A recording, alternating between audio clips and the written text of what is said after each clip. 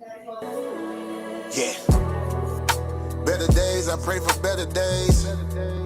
Working hard cause I want extra pay. Talk to them seeds, but you must demonstrate. Cause it's your ways that they gon' imitate. Non-violent. Sometimes I wish I would've went to college.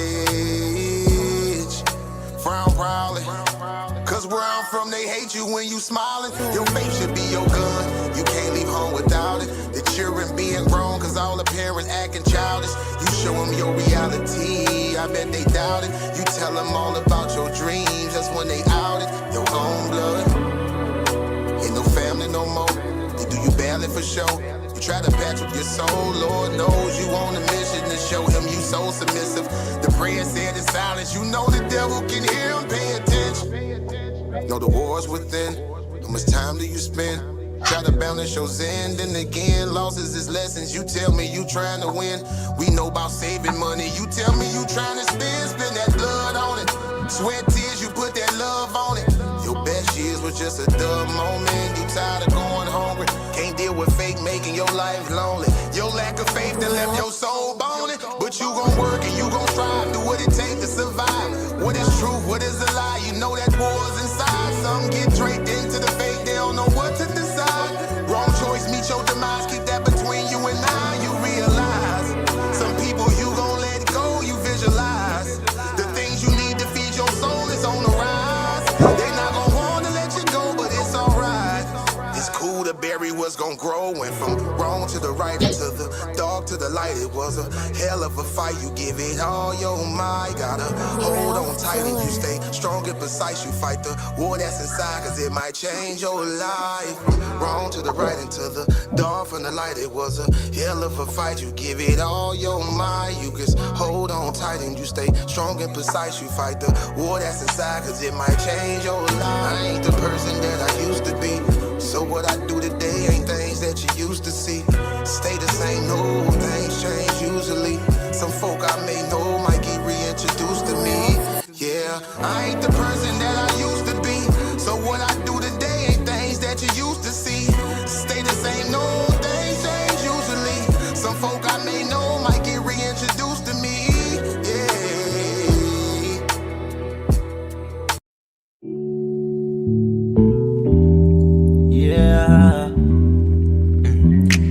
Don't be stressing on the dumb shit, cause God is gonna make a way.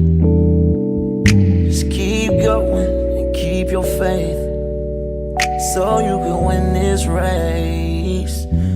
This race called life, yeah, yeah. This race called life. This race called life, yeah, yeah. Race called life.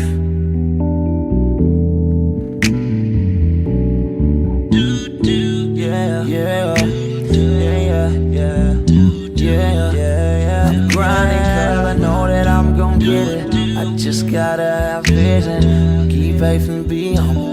Have some patience with it. I've been A1 since day one, been always on my job. I never been a fake, never had to steal and rob. Cause I do good business, I'm too good with it. And even though I'm on this road, I'm still daddy to my children. You know I do good with them, and don't like being missing. But I hate when my bills are thicker and my pockets get thinner. But I can't stress up on the dumb shit, cause God is gonna make a way.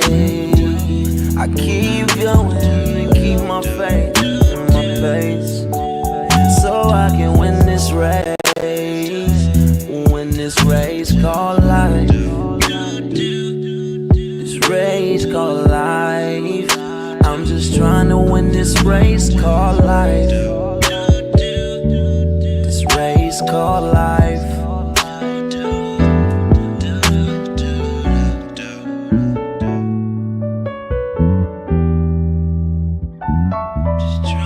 This race called life, yeah. Race called life. I'm just trying to win this race called life. Yes, yes. Yeah. I keep on running in this race called life. Shout out JJ 7000. I won't come in last place in Shout life. out to Bar. No, no, 'cause I'm just trying to win this race called life. Shout out Info This Warriors. race called life. Girl, I just gotta win this race All right. We called can stop this. We can life. stop this. All right, let's get into it. Let's get into it. We are here. We are here. We are in the building. You already know who it is, the host with the most, A1 in the building. Shout out, again, if you heard me in the intro talking over the music, I was saying shout out to the Titans, shout out to Bar, shout out Info Warriors, shout out JJ 7000, and shout out you. You know what I'm saying? Uh, what we got today, JJ?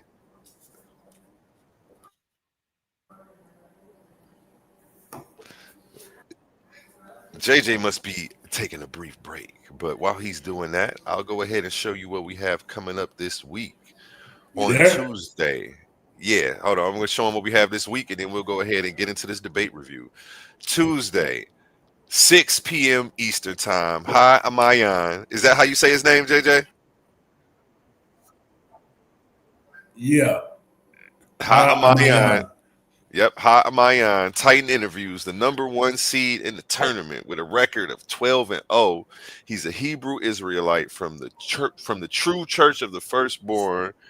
Been banging heads all over the internet, and he's been gracious enough to bring his talents here to the Titans Debate League. Everybody, give a round of applause for Ha Amayan. Yeah, Tuesday, 6 p.m. Eastern. Make sure you're there.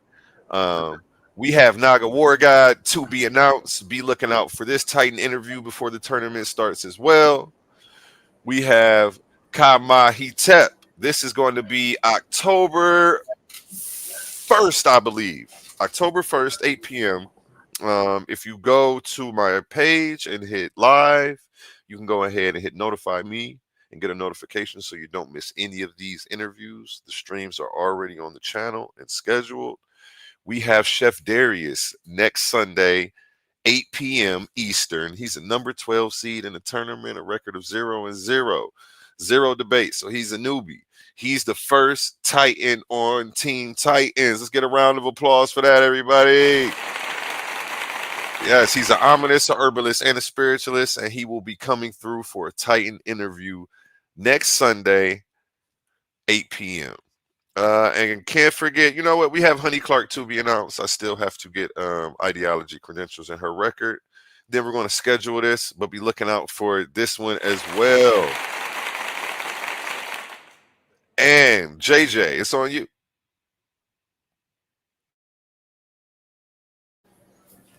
All right. Peace and blessing. My name is JJ 7000, aka Mandinka Molly, one of the most feared debaters on this planet. Sit your ass down. Because I know you can't stand it. That's right. You know what I do. I don't even know why this brother he ain't got no spotlight picture of me and all that. But I decided, hey, put me at 16. Because I'm gonna work my way up. I'm gonna work my way up. You hear me? I don't want nobody crying, talking about JJ got special advantages and things of that nature. So what before the tournament start, we have a debate lined up. You know, CEO, founder, and creator, boss. Shout out to the Lions Den. Shout out to JJ7K TV, Black Jesus Minister, Ball and Crawler. Shout out to my champ, Apostles of Quan. Shout out to the rest of the Lions Den. You know what we do. JJ go on the road and do his thing. But yeah, existentialism, the best ideology for black people. And this is his side of the story. You hear me? Because this guy's in some trouble. He's already in some trouble. He already been backed up out of this debate once. Can y'all hear me? Having trouble connecting. Hold up. Can you hear me, A1? You are cutting in and out a little bit. It could be a little bit better. You hear me? I can hear you. But you are cutting in and out here and there. Can you hear me now? Yeah, it did cut out. All right. So like I said, oh man, Come on. Hold up. Take your time. Take your time. No rush. So like I say, ladies and gentlemen, this guy right here, man. Yeah, this guy right here, man. He was a rookie debater, man. You know, some kind of promoter over there on his channel, and I guess he think he qualified to even get in the ring with me. See, a lot of these guys, they don't respect my debate gangsters until they get in the ring, and then they think they got a plan until they get hit. Brother, I'm not. See, usually I throw bones out for guys and let them, you know, let them know what angle I'm coming from. But you don't get that this time. You're gonna be one of the ones that don't get that. I already did the research on this. This existentialism is an individualistic type of. You will not find a whole movement of these people. You won't find it in front of the community. We didn't hear that. You said black existentialism. Let me go out and come back in. Okay. And while he does that, I'll go ahead. Let me go out and come back in. Hold up. Give you a word from our sponsors while we get JJ back in. In a world where ideas collide and voices rise like giants, a new arena has opened. Make sure you don't miss Welcome this. to Titans Debate League, where articulate warriors step forward, not with fists, but with words, not with weapons, but with truth. Here, $500 tournament. This is one you're not going to want to miss. Go to the channel. The slots are full. We have backup debaters in case anybody backs out. So sorry, guys. If you missed it, you missed it. If you were standing on the fence trying to get in, you're going to have to wait to version 1.2. This is Clash of the Titans 1.0. And back to you, JJ. Yeah. All right. Back. Yeah, man. Like I say, man. So, like I said, this brother, man, he challenged me to a debate. I showed the receipts of that last time I think I was up here. Maybe that was yesterday, whatever. And I let him pick the platform. So I decided, you know, it's my turn to pick the platform. We're gonna do the debate over at the Titans Debate League, and we're gonna do the debate at the Titans Debate League. That's what we're gonna do. Let's go. Hey. So it's official. It's official. That's what's up, man. That's what's up. Let's go. Yeah. It's official. The preliminary will be here. I chose the debate. And the debate. Mm-hmm. So, like I say, man, brother, you in some trouble. Now look at the title. Is Black Existentialism the best ideology for Black people? I guess he said just forget the Nation of Islam, forget the Moors, forget African spirituality. All them, none of them worked. According to this fella, you can't even find a damn movement of some goddamn existentialists, a group of them running around here. Where they at?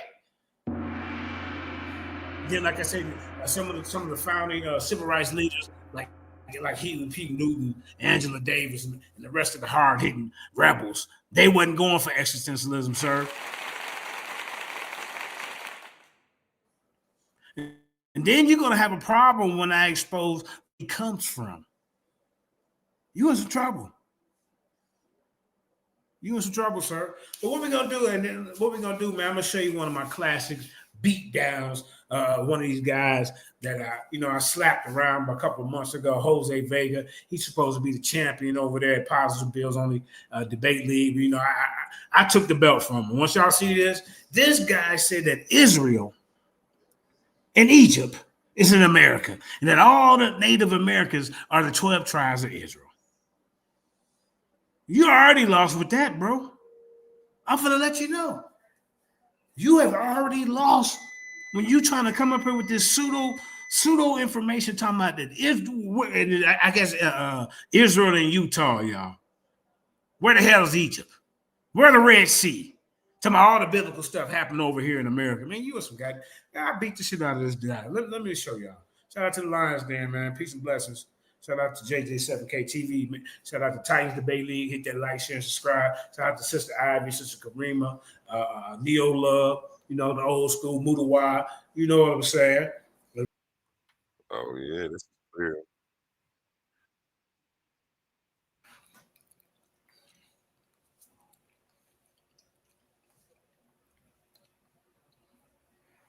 I'm here to prove that Now let me go back a little bit. Basically, where I don't see a music video. So glad to be here. So all the members who are chiming in right now, Sister Karima, if you will pop them up on the screen, we want to hear from everybody. We want to see everybody. And that was the Lions Den Cypher that we opened up this jam with. We opened up this debate session with. And you all definitely heard the flyer girl, Sister Karima, my goodness, on the beat. And Brother Cypher and Brother Neo Love, all family members of Lions Den Debate League. My goodness, brothers and sisters. And if y'all want to hear more of that jam, be sure to subscribe right here at the Lions Den Debate League YouTube, the Lions Den Debate League YouTube. And let's hear from the flyer girl herself, Sister Karima. Go right ahead, dear sister. I'll meet you, Mike. How you doing? I'm Sister Karima. I'll be your timekeeper for tonight. And you know what it is. I'm here for a good one. All right. Sounds good. Sounds good. And ladies and gentlemen, the reigning debate champion of the Lions Den Debate League is Brother Aaron. Brother Aaron, unmute your mic, bro. Yeah, shalom. What's going on now, BJ? All right, everything's good, brother. Holler at the people, brother. Let us know how you doing, bro. How you holding up? We living over here, man. You know, holding it down over here for the Lions. Then I'm out here to support the JJ. You know, see a good contest between him and the other brother. You know, it's always been a controversial topic amongst our people. But whenever numbers come out, you will realize that the majority of our people, by far, believe in a deity, a creator. So this is a subject that is important to us. So I'm interested in it. So going ahead and let the brothers have their shine, man. Shalom to the panel. All right. Sister Karima, go ahead and show everybody's face one more time. Everybody on the platform. Good. All right. And then my dear brother, boy, I'm sitting up here forgetting that boy name. Hey, your face is right here, so go ahead. It's Kyle, man. It's Kyle, man. This is Kyle. You know what, Kyle? You know what? I was about to call you Karima, and I got stuck on the K. And I sure didn't want to call you Karima. Man, forgive me, brother. You know I love you, man. Kyle is in the building, y'all. My goodness. Brother, go right ahead and introduce yourself to the people who don't know you. But we know a whole lot of people do. But go right ahead for those who don't, brother. Introduce yourself to the people. What's up, good people? I'm Brother Kyle. You can follow me online. This is Kyle. It's my YouTube. If y'all viewing live now, thank y'all for doing this live broadcast, checking us out. I'm just here to be the timekeeper and get some information. You know what I'm saying? I hope everything goes well. I wish both of the brothers good luck on this debate or blessings, whatever y'all want to go with. You know what I'm saying? And let's turn up. Let's do it, man. Let's get to the bottom line. Let's go. All right. Indeed. For show. And brothers and sisters, the CEO and the people's champ, JJ 7000, Jeremiah Judah, my goodness, brother, in this debate, theism versus atheism. What is best for our people? Theism versus atheism. Which is best for black people, brothers and sisters? And right. JJ 7000 is representing theism, brother. Talk your talk, brother, and walk that walk, bro. Yeah. Yahweh by Hashem, Yahweh Shabbat. Calm Yashara. Welcome to the Lions Den. You know how we do, man. We finna get it in, man. We got these atheists running around, running a pork chop lip with gravy hanging off of it. So I gotta sop it up with the truth. You know what I'm saying? That's what I'm coming to do. I'm coming to represent a theist. I'm an open theist. I'm gonna come and let you know who I am. Unlike my competitor, all through the preliminary, he ain't told nobody what he really represents. Are you one of the four horsemen type of atheists? What type of atheist are you? You know what I'm saying? It don't even matter because, you know, like The Rock said, it don't even matter.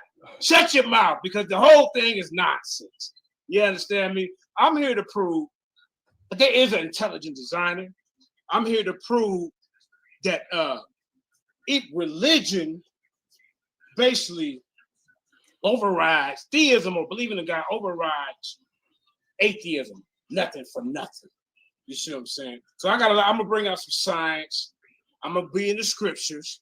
You see what I'm saying? I'm gonna be bringing out some information that y'all probably ain't heard, you know, but that's what I do.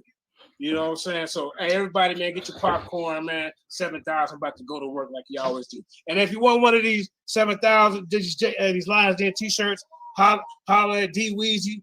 Hey, that's the guy to make the shirts for me, man. This is polyester. You know, it's pretty comfortable, like a sports shirt. But other than that, let's get the Grammy Award-winning Hollywood Cole in the building, and we can get this match on. Shalom.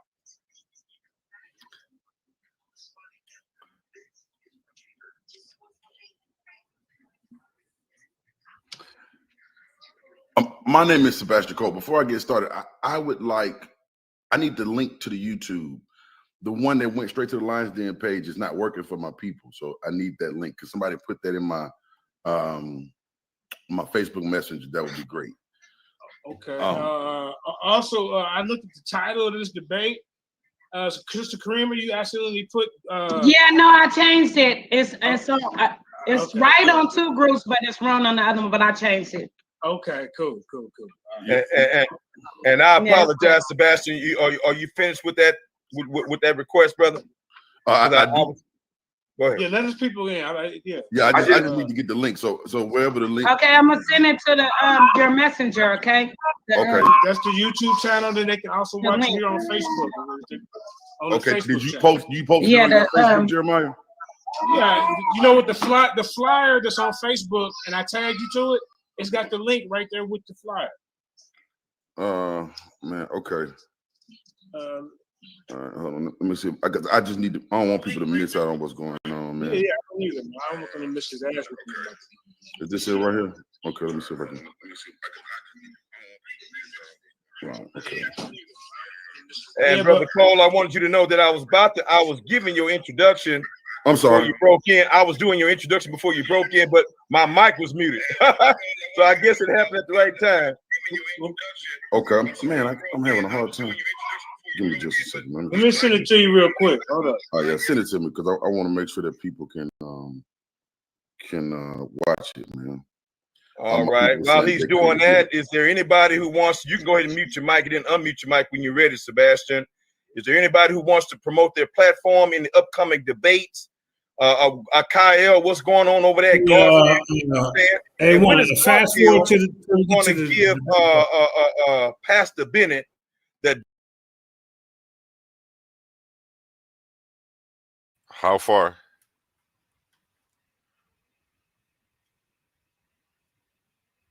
How far forward should I go? My fault. No, yeah, keep going. Start right there. Yeah, go back. Right there. Okay.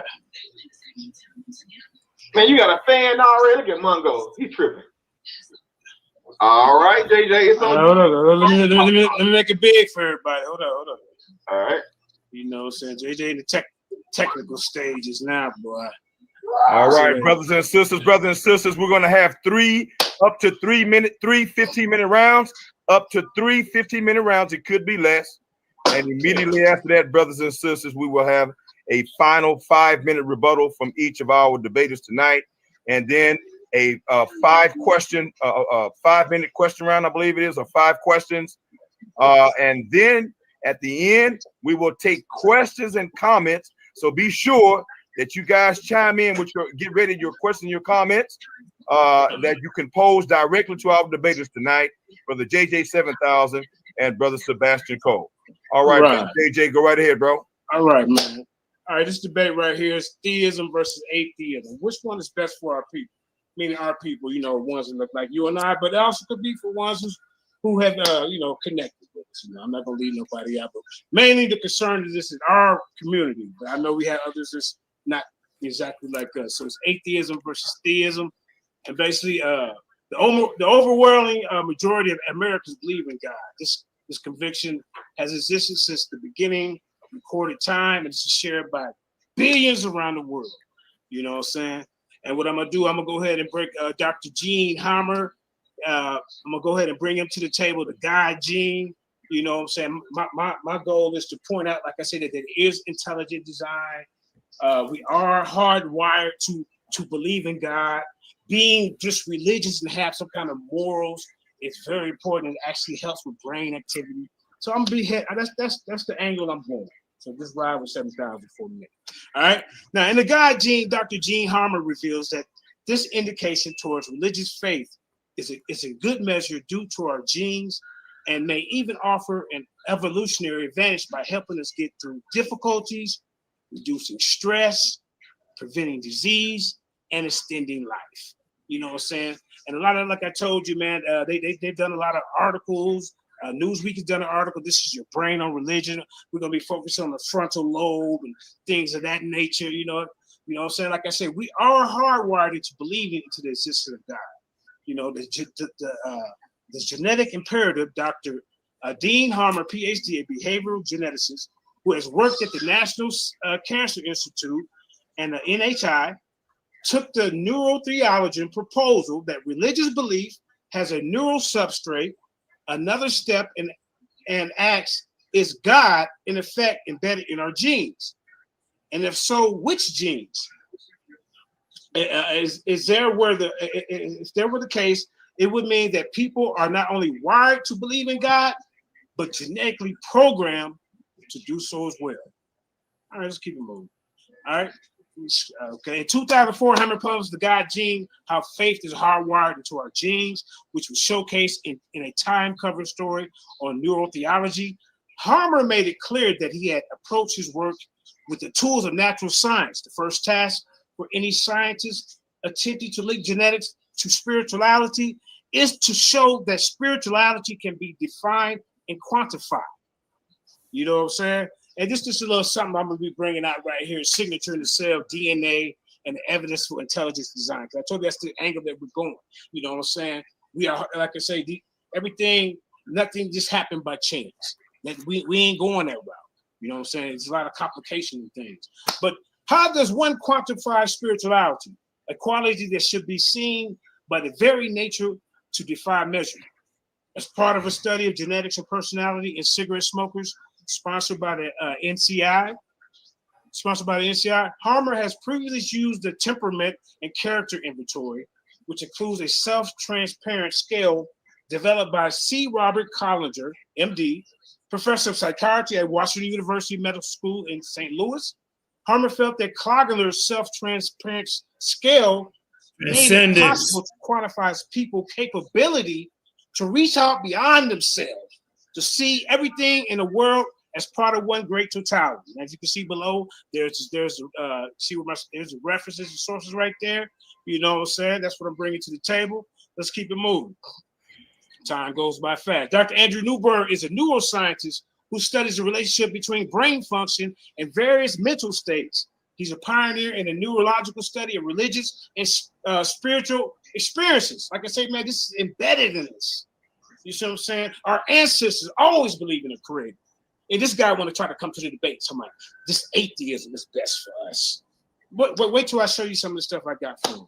But his research includes taking brain scans of people in prayer, meditation, rituals, and trance states in an attempt to better understand the nature of religious and spiritual practices and attitudes. He has written several books, including The Rabbi Brain, Mystics, Modern in Science and Jewish Thinking, and Neurotheology. How science can enlighten us about spirituality. All right, let's keep it moving, man. Let's go. All right, and I said something about transcendence, so I'm gonna give you a little definition about it. Transcendence is at its core about transcending or rising above the self and relating to what is greater than self. Sebastian, it is not big eyes and little U's. It's the most high is the big I. You the little U. In simpler terms, it is the realization that you are one small part of a greater whole You want smart part of the whole. Like the Egyptians and the Kemetic, the greater, the one, the all. You see what I'm saying? That which is greater than self can be a range of things, human beings in general, nature, the universe, divine power, etc. It doesn't matter what the greater thing is, only that there is something greater than self, and atheists don't believe that. Okay, now we're finna get into this DNA, bro. Design and DNA. Genetics is astonishing evidence of a designer who create marvelously complex, efficient information systems for encoding life. The complexity of DNA is problematic for molecules to man evolution. Let's 7,000 say that again. The complexity of DNA is problematic for molecules to man evolution, since the necessity changes are so implausible. The only reasonable explanation for all information in DNA is that a designer put the information in an original DNA sequence. I'm just gonna keep it 7,000 with you. Scientists have found proof in DNA of God in the DNA code. All right, scientists have found proof of God in the code of DNA. But what did they find in the DNA code that made them believe in the existence of God? Yah. Say it, everybody. Yah. Evidence of Yah has been found. I'm gonna say God just to keep it simple. You know, for the ones who don't say it. You know, God, because everybody who believe in the creator don't believe in Yah, but they believe in the creator God. Whether you believe in Uladu Marie, whether you believe in Kwame Koto, whether you give a reverence to somebody, Naomi. Our people have always given reverence to something greater than themselves, not no big eyes like he's trying to present to us. Oh, we don't need to include God. Man, cut that out. All right. Evidence of God has been found by scientists in the complexity of DNA, the God code or the God genome. As you may know, that a computer program is a series of binary numbers, i.e. ones and zeros. The sequence of ones and zeros instructs the computer what to do. In the same way, all the functions that are taking place inside the cell of the body are controlled by an incredibly complex and extremely long code written in the DNA, which is placed inside the nucleus of all cells of our body. But now the question arises, how this complex code of DNA convince scientists of the presence of Yah? I'm gonna say Yah. That's what I'm gonna say. Let's go to the next one. Let me make it a little smaller. All right. But now the question arises, Sebastian Cole, Hollywood Cole, how this complex code of DNA convince scientists of the presence of God, an intelligent designer, the master of the universe, something greater than yourself, transparency. Let's understand it with a simple example, homie. Suppose you are walking on the beach and suddenly you see the message written on the beach sand. The message say, Michael is my best friend. Sebastian is my best friend. Then what is the possibility that this message was just written by chance or random waves? You will say, no, it's not possible how these waves of the ocean can write this message. This message is an information that must come from intelligence. And when you look up the definition for information, you gotta have intelligence with it, bro. You can't get around it. All right? So it's not possible for us to neglect an intelligent mind behind such a simple, meaningful message carrying information. So the point is, information comes from intelligence, according to Dr. Francis Collins, director of the Human Genome Project. Okay? One can think of DNA as an instrumental script, a software program sitting in the nucleus of the cell. Did you hear what the Dr. Francis Collins just said? The director of the Human Genome Project. I'm gonna say it to you one more time. Think of DNA as an instructional script, a software program sitting in the nucleus of the cell. This is something. This didn't happen by chance, everybody, like he's trying to present. It ain't happening like that. Now, if we see the complexity of the code written in the DNA, it will boggle your mind. The letters of the programming language written in the DNA are A, T, G, and C, just like the letters of computer programming language, ones and zeros. As what the computer would do is decided by the program placed inside its memory that had hundreds of thousands of letters long. In the same way, whole functions of the body are decided by the DNA code having its copy placed inside each cell of the body. This DNA code is nearly 3 billion letters long. That don't just happen by chance. And its instructions are written by different sequences and arrangements of the 4 letters, A, T, G, and C. A unique combination of these letters instruct the cell how to carry out extremely complex body functions. These 4 letters of DNA code are A, T, G, and C, actually names 4 chemicals. They are adenine, thymine, guanine, and cytosine that representatively stand for A, T, G, and C. All right, let's keep it moving because the time running out. All right, now as 110010101101 is an example of a computer program instruction in a binary language, which letters of 1s and 0s. Similarly, A, G, A, G, T, G, G, C, T, C, A, C, T, C, C, T, G, A, A is an example of an instruction in the DNA code written by using 4 letters, A, T, G, and C. Now, remember the example of the message written on the beach again, it needs an intelligent mind conveying a piece of information. How is it possible to neglect an infinitely intelligent superintelligence who has written this incredibly long, dense, and complex code of 3 billion letters, Sebastian, inside the nucleus of a cell? Who placed the code there? Is it just by chance? Do you know how complex a DNA code is, Rock? Come on, man. The DNA code contains all the information that makes up an organism, all the features that makes you, every quality, every trait that you possess, every chemical reaction taking place inside your body, and a lot more. This code is transferred to the next generations. This is the reason why a child has many characteristics similar to his parents. It's interesting to note that a child shares 99.5% of the DNA of his parents. Everything that is happening inside the cell is instructed by the DNA code written in the letters, the 4 letters again, A, T, G, and C. Not only this code has instructions also to auto-repair itself. This 3 billion letter code is copied to new cells before cells die. So the information is not lost after the death of the cell.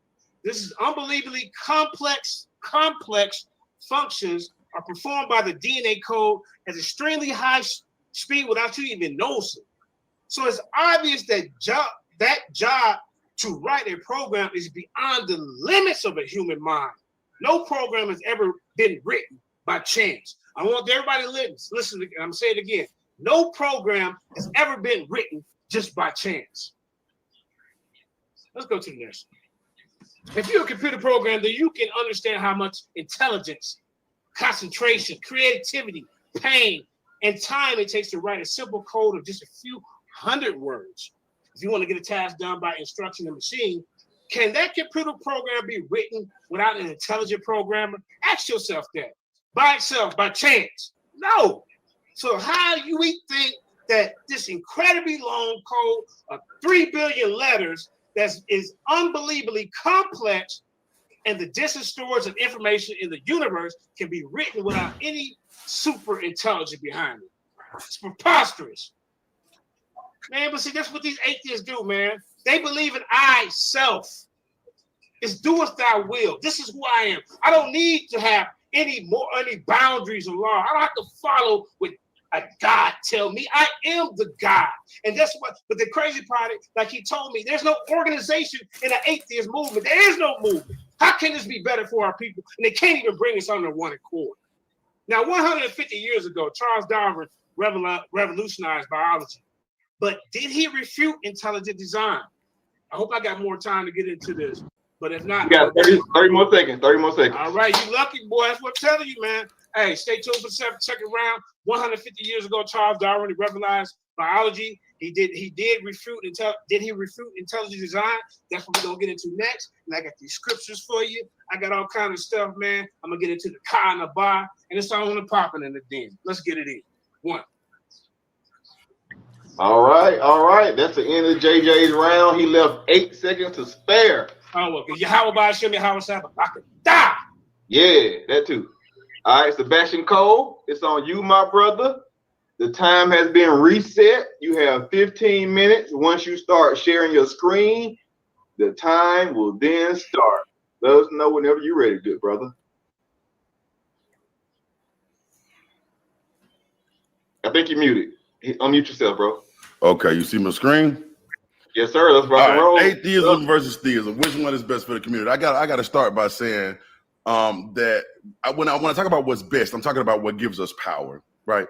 And if you understand power, like if you really want to get into the understanding of what power is the power is the ability to define phenomena and make it act in a desired manner. Now, here's the thing.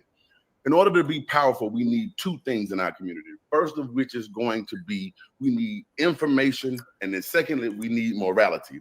But you need good information and good morality. So here's what you need. You need good information and good morality. In other words, you need to think good and you need to do good. If you think good and do bad, what that means you got good information about a bad action, bad things happen. If you get bad information about a good action, still bad things happen. In order for good things to happen, you need to have good information as well as good actions. Okay. My mission this particular round is to show you that God is not good for it, well, not for our good actions. But first and foremost, I want to tell you something. My rebuttal game crazy. Freestyle. My man just told me, look at all the complex cells. How did that come to be? Well, let me tell you how that came to be. Cell complexity is not a problem. We can totally understand cell complexity. RNA. See, RNA, you see how he said A, T, C, and G? RNA originated as adenine, guanine, cytosine, and uracil. Uracil then converts to the thymine. Boom, you go from RNA to DNA. And RNA spontaneously begins in water. There are several studies that show this, but that's neither here nor there. We'll come back to that. Get that out of there. Secondly, the intelligent design community literally went to court. Michael Bay, he's a pseudoscientist, went to trial about this. Kitzmiller versus Dover, 2005. He was going to talk about how Darwin did not refute intelligent design, but guess who did? The courts did. In Kitzmiller, Dover, 2005. In their findings, they decided that intelligent design was not science. By law, intelligent design is not science. It is just religion, ladies and gentlemen. This is a religious argument that has no scientific proof. Everything he's about to tell you about intelligent design is completely pseudoscience, and here is the finding. Now, let me just read you some of the findings. Teaching intelligent design, here's the holding. Teaching intelligent design in public school biology classes violates the Establishment Clause of the First Amendment to the Constitution of the United States and Article 1, Section 3, Pennsylvania State Constitution. Because intelligent design is not science, there it is right there, first on the first step, cannot uncouple itself from creationists and is thus religious. That's just a religious belief. These are people who are denying the truth of science. Now, let me get back because I want to establish my first premise. My first premise is actually round one. Bing! My first premise is actually, if we want to talk about being better as a community, we got to establish good information and good actions. You see how he went from being a deist where he just plainly talked about God, he wanted to insert Yah. That's a difference between deism and theism, but since he named them, now we on theism. All the shit he read was about deism, just a creator. But he really was wanting to talk about theism. I'm gonna cut him off at the pass. I'm gonna get right to Yah. Yah has no morals. See, people equate God's law as a command with morality, but it's not very moral. 1 Corinthians chapter 6, verses 12 says, all things are lawful to me.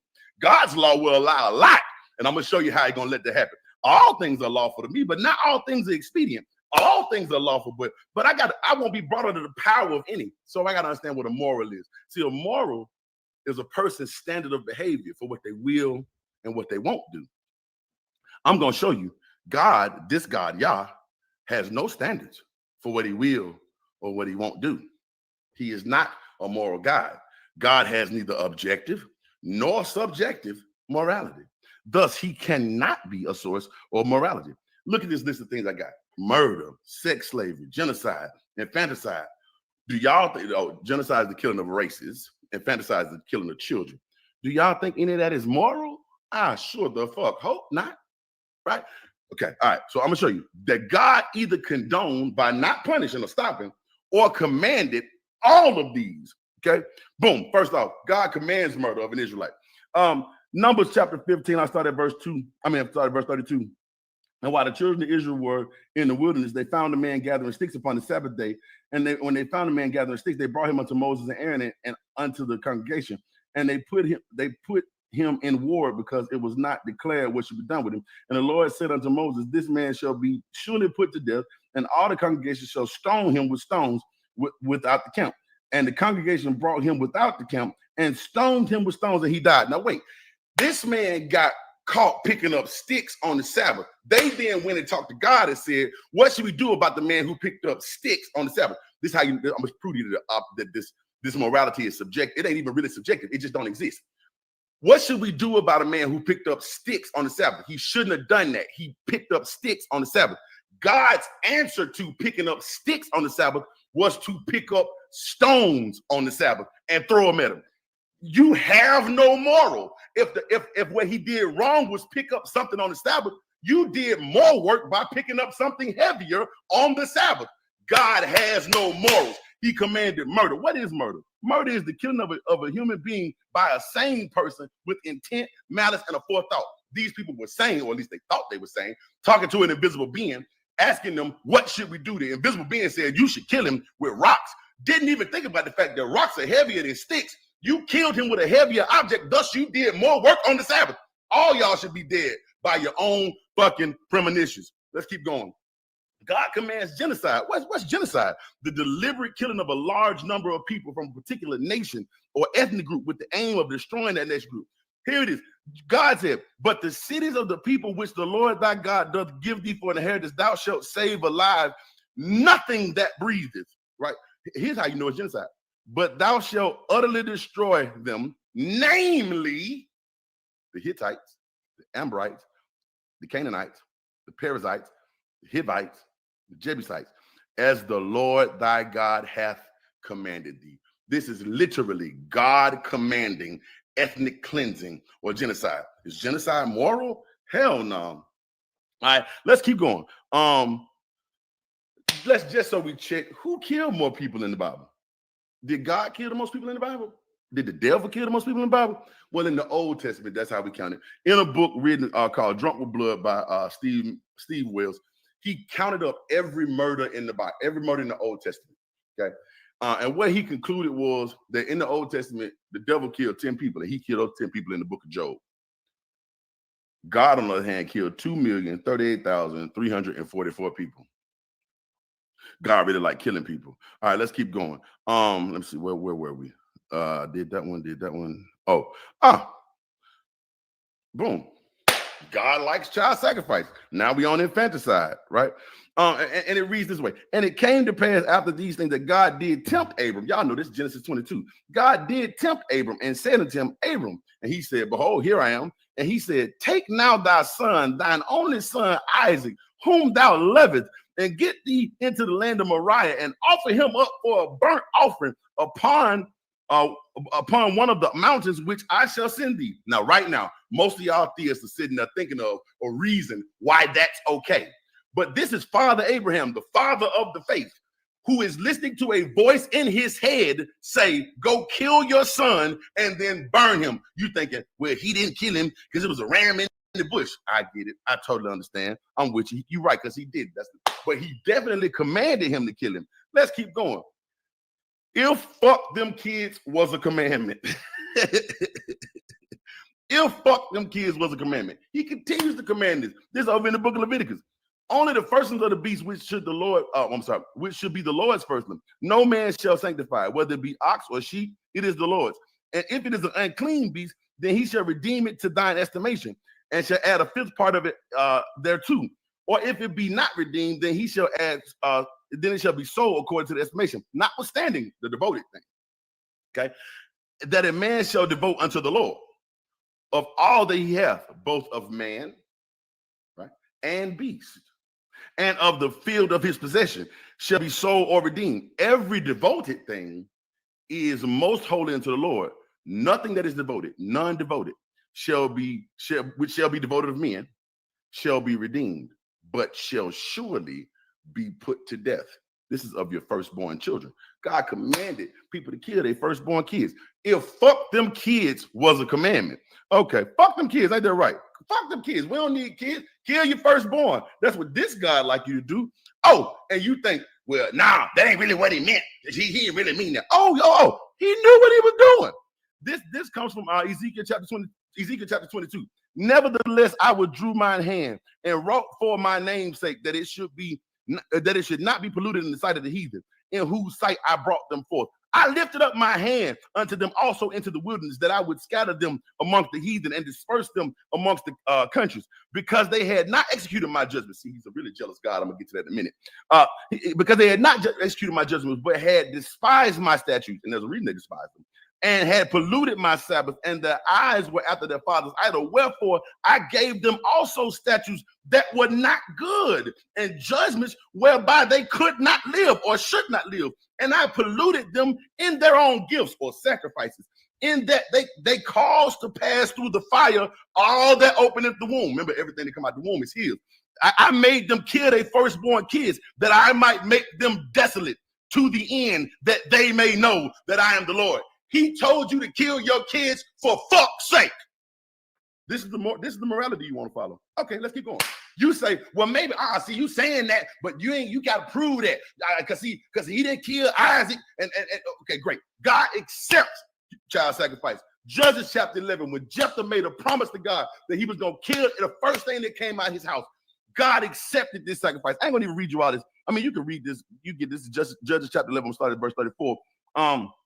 Let me go to verse 38 though, but you can read all that as you like. And he said, go, and he sent her away for 2 months, and she sent with her companions and bewailed her virginity in the mountains. And it came to pass at the end of the 2 months that she returned unto her father, who did with her, which according to the vow which he had vowed, and she knew no man.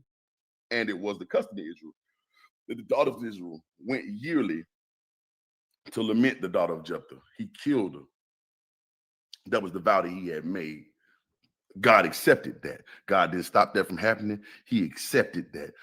Sex slavery. Oh, yeah, he likes sex slavery. Sexual slavery is a particular form of enslavement which includes limitations on one's autonomy, freedom, and movements, and power to decide matters related to one's sexual activity. Thus, the crime includes forced marriages, domestic servitude, or other forced labor ultimately involving forced sexual activity. Numbers chapter 13 and 1. And Moses was wroth with the officers of the host, which the captains over 1,000, the captains over the hundreds, which came into the battle. And Moses said unto them, have ye saved all the women alive? Behold, these caused the children of Israel through the counsel of Balaam to commit trespass against the Lord in the matter of Peor. And there was a plague amongst the congregation of the Lord. Now, therefore, kill every male among the little ones, the little boys, and kill every woman that has known a man by lying them. But all the women, children, keep them alive for yourselves. Now, wait, you got to keep them alive for yourselves. Wait, I gotta go somewhere. Show you something. Calm down, bro. You can't rape her yet. I know she a little girl, but don't rape her yet. Deuteronomy chapter 21, verse 10 through 14. When thou goest forth to a war against thine enemies, and the Lord thy God have delivered them unto thy hands, and thou hast taken them captive, and seest amongst the captives a young, beautiful woman, right? A beautiful woman, and has a desire unto her, that thou wouldst have her as thy wife, then thou shalt bring her home to thine house, and she shall shave her head and pare her nails, and she shall put on raiment of her captivity on her, and she shall remain in thy house and bewail her father and her mother, because you just killed them, for a full month. And after that, thou shalt go into her and be her husband, and she shall be thy wife. And it shall be that if thou have no delight in her, then you just let her go, but you can't sell her because you done fucked her. Oh my God, don't calm down, bro. Don't rape her yet. God tell you exactly when you can rape her. You got to kill her mom and daddy, then wait 30 days. Wait. You think, okay, that's just Old Testament. Wait. Let's look at some stuff that's supposed to happen in the future. Isaiah chapter 13. A whole lot of gang shit, my nigga. Isaiah chapter 13. This is the burden of Babylon. This is a prophecy for what is to come, or at least all my believer friends think so. The burden of Babylon, which Isaiah the son of Amoz did see. Lift up a banner into the high mountains. Exalt the voice unto them. Shake the hand that thou mayest go into the gates of the nobles. The sanctified. I have commanded my sanctified ones. He talking to the saved folk. He talking to those who believe him. I have also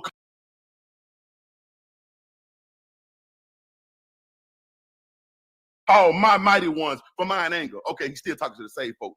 Them that rejoice in my highness. Okay, all the noise of a multitude in the mountains is like a great people. Okay, a bunch of y'all. That's a whole bunch of you. He told you that most folk on the planet are theists. A tumultuous noise of the kingdoms of the nations all over the world gathered together. Okay, the Lord of hosts mustered the host of the battle. Okay, keep in mind, it's a big group of theists. They come from a far country, even the end of heaven. They all over the place. Even the Lord.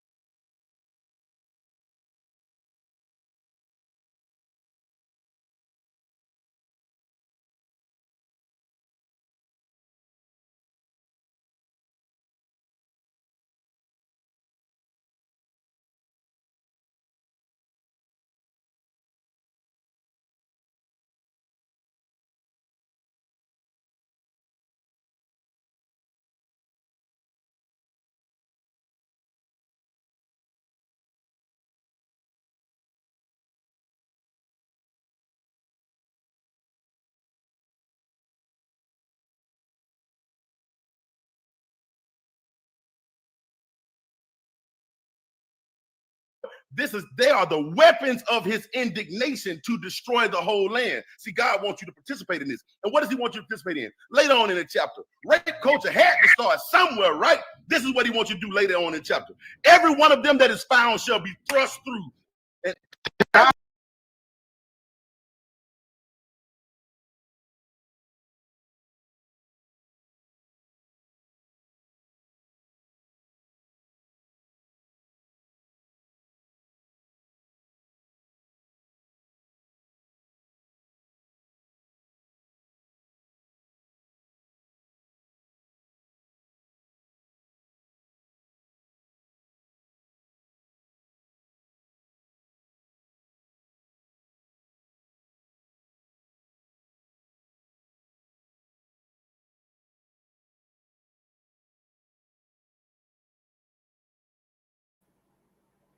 Hey, one. Yo.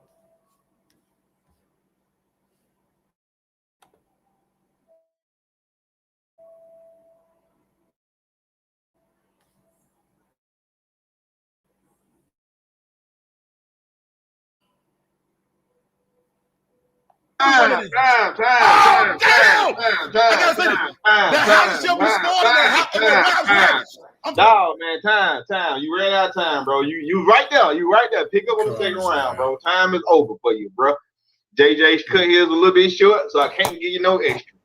So we'll hold on to the next round, and we'll get back to it, man. JJ. Yeah, this my rebuttal round, right? The 5-minute rebuttal to that nonsense. No. Sorry about that. Sorry about that, JJ. The screensaver made my computer start lagging and freezing. All right. I just turned it off though. It's playing now. Okay, got you. I think. It's 5 minutes. 5 minutes rebuttal. Wait. Okay, just to be clear, y'all are rebutting each round. I'm gonna rebut round. No. The thing was what y'all was gonna do. Y'all gonna do 3 15-minute rounds, and then a 5-minute rebuttal round at the end of those 3 rounds, and then y'all was gonna have a question and answer if y'all wanted to. But we're not gonna add anything new to it. So this is your second round, JJ. You got 15 minutes, starting whenever you start. Okay. All right, man. I'm finna get it. Can y'all hear me, man? I'm finna get into what this dude talking about, man. Hey, put the camera on. Can you put the regular camera on?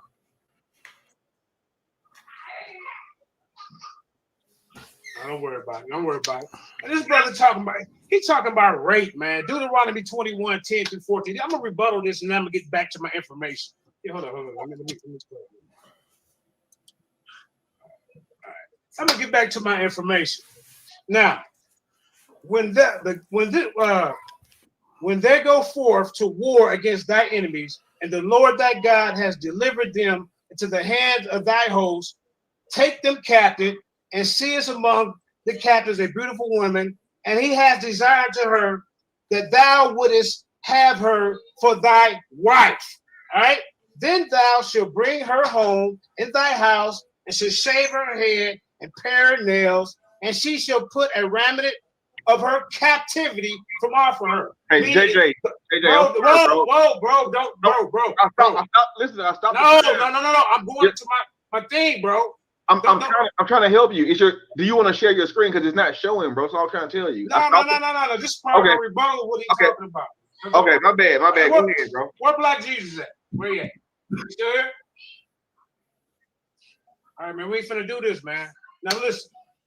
He trying to come out like the Most High is condoning rape and all that. It's okay. What it is cultural context. What he don't understand. You cannot have a Western mind frame and then come in and look at something that happened 2,000 years ago and then try to compare it. That's ignorance. Now, once again, let me get back to it. Please do not interrupt me, brother. That thou wouldn't have her for thy wife. Then thou shalt bring her home to thy house, and shalt shave her head and pare her nails, and she shall put the raiment of her captivity off of her, and she shall remain in the house Bewail, she shall remain in thy house and be her father and her mother. Bewail. And after that, thou shalt go into her and be her husband, and she shall be his wife. And it shall be, if thou have no delight in her, then thou shalt let her go, whether she will. But thou shalt not sell her at all for money. Thou shalt not make merchandise of her, because thou hast husbanded her. This passage is grouped with laws concerning sons of inheritance, suggesting that this passage's main concern is with the regulation of marriage in such a way as they transform the woman taken captive in war into the acceptable Israelite wife. Let me move on, man. What you need to do is do a little bit more understanding what you read instead of rambling around. Let's get back to it. See, he's trying to deflect because you notice he ain't brought nothing to the table about what atheism can do for our people. Nothing. Now I'm finna bang on it right now. I wasn't gonna save it. Let me show you what. Let me put my screen up, man. Hold on, stop my time. Stop my time. Stop my time, man. Let me put my screen up. Dude playing games, man. Yeah, your time is JJ. Your time has been stopped. I'm going to give you an additional 30 seconds because I cut you off and I disrupted you. But I was simply just trying to let you know your screen wasn't shared. I didn't know you didn't want to share your screen. Then I apologize. Okay. All right, bro. All right. So whenever you get started, I'm gonna start it back, and then you get an additional 30 seconds for my error. All right, bro. Let me do it. It's all good. This is a good debate. All right. Now, the benefits of theism. See, he ain't bringing nothing out. He just bringing his catfish lip. You know what I'm saying? Religion may help people to overcome insecurities, can help in hard times in life, may give people trust in life after death. Once the atheist gone, you lose it. If both of y'all atheists, you never see him again in life. That's it. It's over. Anybody door. Can help to promote reasonable values of theism life. And believing in God. May give people a reason to get up in the morning. Theism and religion may help overcome anxiety. Religion and art are closely connected. May prevent people from behaving in an animal-like manner. It's do without will with no more. They can't even judge morality. Well, how can you judge morality when you have nothing greater than yourself to judge it off of? Evil is based off good. And goodness, by the majority of people, is based off what the creator says good. Let's keep it moving, man. Promotion of common social values. Opportunity to socialize. They give people hope. Hold on, let's keep it moving. Let's keep it moving. Hold up. Let's keep it moving. Hold on. Let's go. A transcendent source of hope is what theism and believing in a God brings to the table. Human governments come and go, providing order and structure for a season until they're eventually replaced by the next successive movement. Some governments have been more than just others. None have been ideal. As an Israelite, I acknowledge Yah as transparent, unchanging source of all order in the world. This order is a reflection of his nature. The laws of nature are simply the laws of Yah. As an Israelite, we are called to live a life reflecting Yah's orderly nature, regardless of which form of human government we may be experiencing at the time. 1 Corinthians 14:33, for God is not a God of disorder, but of peace. 2 Timothy 1:6-7, for God did not have a spirit of timidity, but a spirit of power, of love, and self-discipline. They have no order over there. There's no organization. How can this be best for our people? How can we come in one accord with this movement, this Western European movement? Because like I said, the majority of our people, any people, I'm talking about people from out that continent of Africa, they ain't rocking with this, bro. They ain't part of their culture. They ain't fooling with it. This is some new age stuff that he want to attach our people to. It's like telling somebody, a hillbilly in Kentucky who's been racist all her life and hate Negroes, to all of a sudden start dating black women and loving BET. It ain't gonna work. Now let's go to the next one, man. This dude, man, he playing games up in here. Look, this. Hey, they didn't drop a bomb for you, but I got you. Let's go. This is what they didn't want to see him biased. Hold on, they didn't want to see him biased because that was one of my debates on the lines. You know, they didn't want to see him biased during the debate. Kareem, Black Jesus was hosting. So, you know, but I appreciate the bomb. You know what I mean? Everybody get a fair debate when you come on Lions Den and when you come into the goddamn debates. Let's keep this. As fallen humans, to place our hope and trust in people, positions, or power. These transcendent failed substitutes cannot compare to the transcendent creator of the universe. However, although we hope for things in this life, the ultimate hope at the core of every human heart is the hope of eternity. The hope we will live beyond this life. And once it's over for you atheists, you dead, you gone. This is an R&B singer who has no soul. He don't have the kind of vibe. Let me skip something real quick to show you something about some kind of vibe. Let me show you something, all right? Man, this is what it's all about, bro. Our people believe in a human spirit, bro. Even African spirituality. Africans do not deny the intelligence of a creator. What is pod divination in Nigeria? Who is Mami Wata? Does a single African spirituality exist across all indigenous cultures? Even after the contact with Western religions such as Christianity. In this illustrated book right here, African Spirituality for Means and Expressions, right? A perfect introduction to a fascinating world of African religion. Spirituality, which he said he don't believe in spirit or ality anyway, because he's an atheist. So he out the box anyway, man. You in left field somewhere, man. Come over to the right. And cosmology. Writers from Margaret R. Miles, Captain O'Brien Bricker, Obulu Kulu, Tayeb led us to discussions of the diversity of African spiritual traditions and the forms and patterns that link them, special topics into Dagbanga, Haitian voodoo, shrines, divination, Kambola, and Sufism as a role in Islam. Bro, we all over. African spirituality, beliefs, and practice. Tahuti even knew what's up. Connecting with your ancestors. This is embedded in our people. I'm gonna get to the Israelite stuff too, but he supposed to be coming from over on the other side. He disrespecting them. Our ancestors did it with the spirit and the soul, the Ka and the Ba, bro. You know what I'm saying? Here go a detailed thing from the papyrus of Hunfer, which shows the scribe Hunfer heart being weighed on the scale of Ma'at against the feather of truth by the jackal-headed Anubis, and Thoth, scribes of the god. Records the result. If this heart equals exactly the weight of the feather, it is allowed to go into the afterlife. This atheist thing, he believes it's over. You're dead. Mama, you gone. I'll never see you again. I don't have no hope. This is what he bringing to us. Man, I'm trying to tell you, man, this religion of atheism, or whatever you want to call it, man, you know what I'm saying? Like, well, let me stop for a minute. Here go the atheist wall of fame moment, since he want to talk about stuff. This is what brother left Christianity, John Wayne Gacy, and became an atheist, and this can happen to you right here.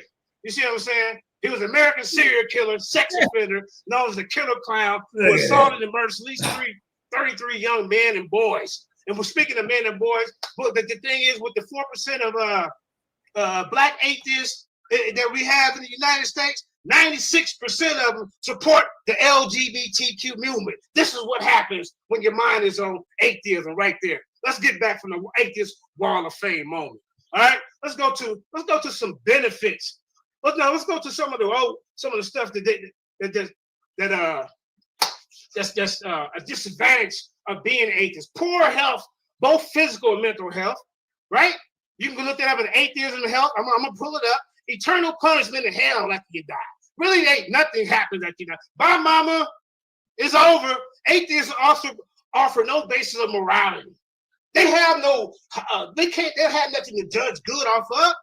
State atheism and the secular left are known for mass murder and human rights violations. Since you want to talk about murder, we can bring that up too. Atheism and mass murder, atheism and human rights violations.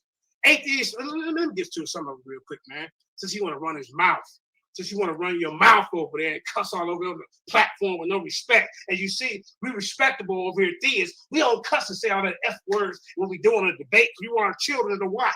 That's another thing. They do as thou will. You see what I'm saying? Have some respect. They don't teach you that. You ain't got no book to even guide you to teach you that. So I can't even get on your case. In the article published in this issue of the Mayo Clinic proceedings, Mayo Clinic researchers reviewed published studies, meta-analysis, systematic reviews, and subject reviews that examine the association between religious involvement and spirituality and physical health and mental health, health-related quality of life, and other health outcomes. The authors report a majority of nearly 350 studies of physical health and 850 studies of mental health that have used religious and spiritual variables have found that religious involvement and spirituality are associated with better health outcomes. That's from Mueller, Dr. Paul S. Mueller, December 2001, revisit religious involvement, spirituality, medicine, implications for clinical practices. The Mayo Clinic. All right? Let me show you something else, man, since you want to run your damn mouth, since you want to be disrespectful. Atheists and life expectancy. Y'all don't even live long, man. Religious people live on an average 4 years longer than the agnostic and atheist peers. New researchers found the difference between practicing, worshiping, and those who are not part of a religious group could be down to a mix of social support, stress relieving practices, and abstaining from unhealthy habits. The author suggests from the study of a team of Ohio University academics, including associate professor of psychology, Christian N. Have you noticed he ain't brought no kind of biologist, no kind of psychologist. All he's been doing was crying me a river about the Bible and when God did this and God did this. When are you gonna bring something to the table to show how this is beneficial and helping our people? Show these atheists out on the corner that's helping our people. Show them out there that's out there getting our people off a drug, a group of them. Yeah, we are the atheists, and we're here to let you know you don't need to believe in God, but here we are, we helping you. I see Hebrew Israelites out there doing it. I see the Muslims doing it, the deists out there doing it. I see the Christians in the community do it. Show me one atheist that has been really involved in the civil rights movement that have pulled us up out of troubles because they're using the atheist doctrine. No, a lot of people was inspired by a theist point of view, using the Bible to get them through, man. And this dude want to come in here and try to knock something that's close to us. Man, fall back, man. And like I said, the Ohio University academics, including the associate professor of psychology, Christian N., analyzed more than 1,500 obituaries from across the U.S. to piece together how the defining feature of our lives affect our longevity. Now, if you look at this picture on here, the prestigious Mayo Clinic found that religious involvement and spirituality are associated with better physical health, mental health. This is the Mayo Clinic. Health-related quality of life and other health outcomes. You can look that up at religious involvement, spirituality, and medicine implications for clinical practice. Right there in your face. Right there in your face. Studies prove, on an average, live longer than atheists. Theists live longer than atheists. Religious people, on an average, okay, I read that. Hold on, let's keep it moving. All right, atheists is suicide, man. These are lonely, because they outcasts, they weirdos. Them the kind that come up to your school with the dark coat on and it's 90 degrees on. That's when it's time to run. Hey, look, it's time to run. When you see them, look. Hold on. Let me get to it. Hold on. When you see them, look, coming in your school looking like this, it's time to be aware. To be aware is to be alive. Atheism is social interpersonal intelligence. See, I'm bringing you some different levels of mental awareness and stuff like that. He ain't bringing nothing.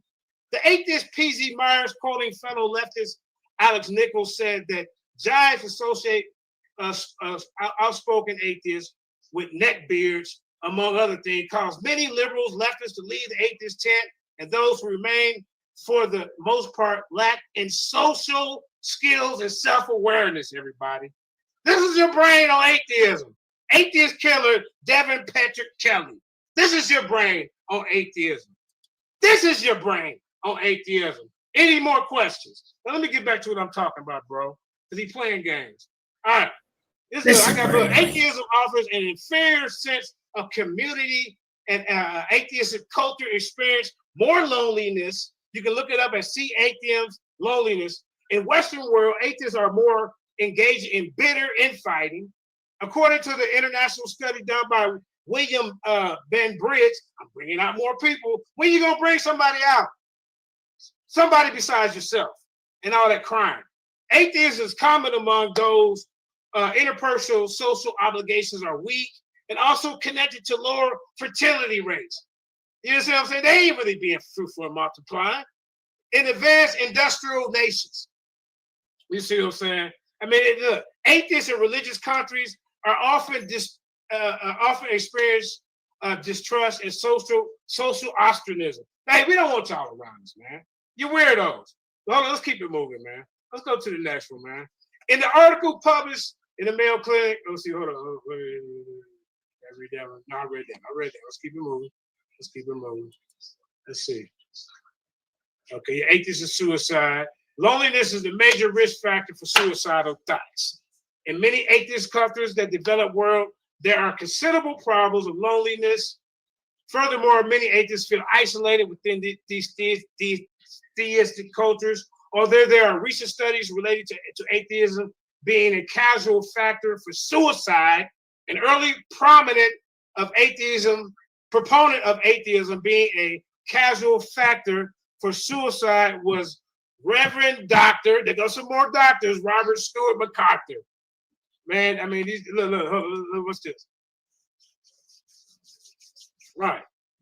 Pittsburgh College sociologist Phil Zuckerman compiled country-by-country survey pulling the census numbers relating to atheism, agnosticism, disbelief in God, and people who state they are non-religious and have no religious preference. 30 seconds. These data were published in the chapter titled Atheism, Contemporary Race and Patterns, the Cambridge Companion for Atheism. Well, I have to come back to that later. But like I said, this brother ain't brought nothing to the table, man. He gonna cry again about the Most High for another 15 minutes. I'm gonna go get me some popcorn or something until he get done. I don't want to hear all this goddamn crying. Show us some benefits of atheism. With that being said, time. Thank you, JJ7000, for your great second round. Black Jesus, is up to you. Brother. Now I had to step away for a minute, so you said it's up to me in reference to okay. Now I was just handing the show back over because I was just trying to, you know what I'm saying, make it a smooth transition. So I mean, okay. Well, no problem, brother. I didn't mind sharing, dear brother. I didn't mind sharing at all. So thank you for being there, brother. So we're now at the bottom of the third round, correct? Second round, my brother. Oh, Bottom of the second. round. Bottom of the second round. All right. So, brothers and sisters, again, this is your boy Black Jesus Minister, and this is the Lions Den Debate League, Atheism versus Theism. Atheism versus Theism, which is best for our people, Black people. Brother JJ 7000 representing Theism, and Brother Sebastian Cole representing Atheism. Brother Sebastian Cole, unmute your mic, bro, and take care of business, bro. Let's go. That's what I'm here to do. Real quick, my rebuttal game crazy. I want to start with the idea that he said that the rape in the wars was cultural and for a time. And then he came back and said that God's law superseded time. So if God's law superseded time, then the rape in the wars was not just a cultural situation. That was God's law concerning all time.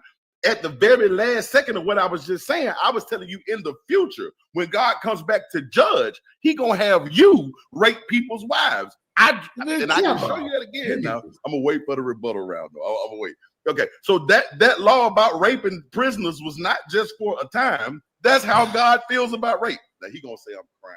That's not crying. That's just reading the Bible. And if I read the Bible and you think of that as tear-dropping shit, then you should check your Bible. That's one. Also, he said that they're trying to convince a theist to be an atheist is like trying to get a racist to stop being racist. Don't you want a racist to stop being racist? That's a horrible argument. I just want to make sure that you know that. Okay, all right. Now, most mass murders, by the way, conducted in this country, most mass murders in this country are performed by theists. By the way, Hey, one, can you stop? Can you stop? Tape 1 second. Let me see if I can pull up some for you. I got tons of them for you. As a matter of fact, Frederick Douglass, W.E.B. Du Bois, all of Hey, these. one, can you stop the tape for a second? And that comes from. Pull this in. Sorry, I know my time running. Dr. Christopher Canyon, PhD at UNC. His research includes early American history and the history of slavery and abolition and African American religious and intellectual history. His research led him to conclude that African American free thought began as a response to the brutality of the institution of slavery and developed in tandem with movements such as the New Negro Renaissance and Black Power. He has a book that demonstrates that religious skepticism was prevalent amongst those and the most prevalent voices in African American history, including Frederick Douglass, W.E.B. Du Bois, Philip Randolph, Richard Wright, James Baldwin, Lorraine Hansberry, Huey Newton, and Alice Walker. All right, so if you're just looking for a famous atheist or a famous skeptic or a famous agnostic that said, "Hey, I'm gonna help my people," there you go. All right, now let me get on to what let me share my screen again. Let me share my screen.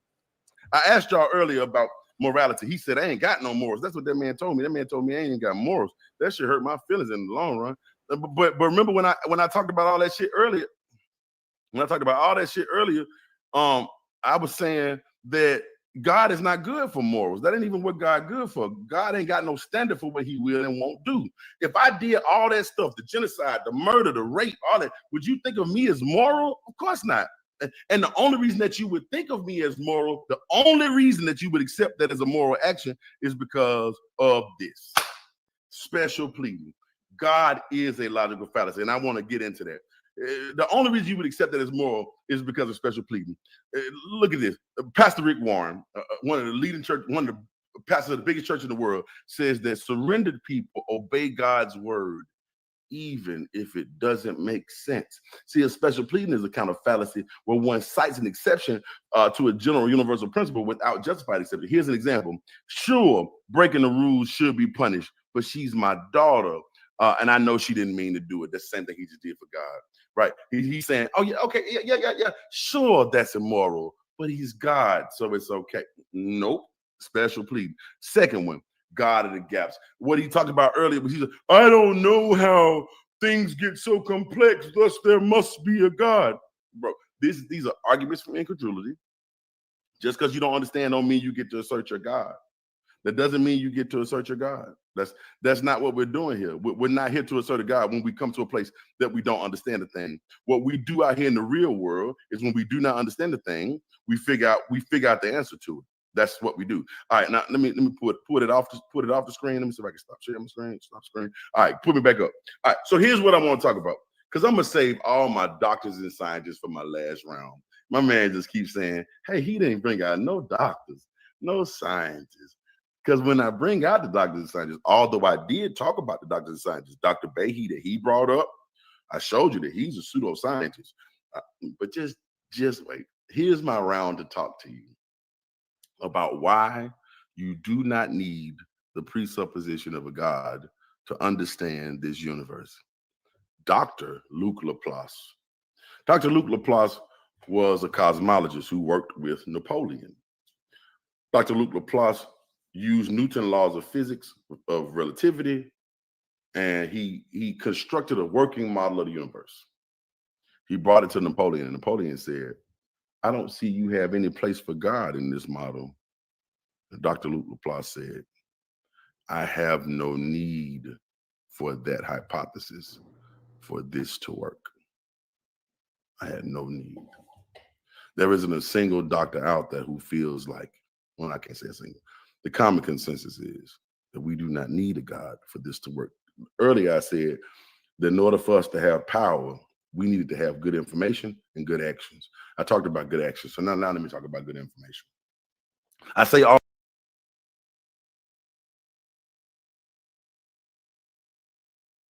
the time that God lives in the gaps of information. Okay. What you do not know is where you place God. For the longest, the Greeks thought that Thor threw down lightning bolts.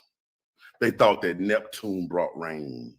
And then we learned about static electricity and the condensation, evaporation, and precipitation cycle. I did not need a God to bring rain.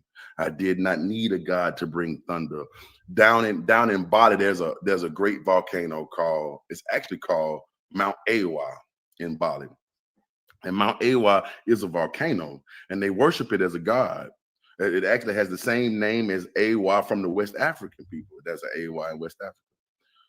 And they really thought that this, but once we understand seismic plates, tectonic plates, I do not need that God. See, this God told you that he sunk the mountains into place. We now know that scientifically that couldn't be wronger. Mountains aren't sunk into place, they're brought up.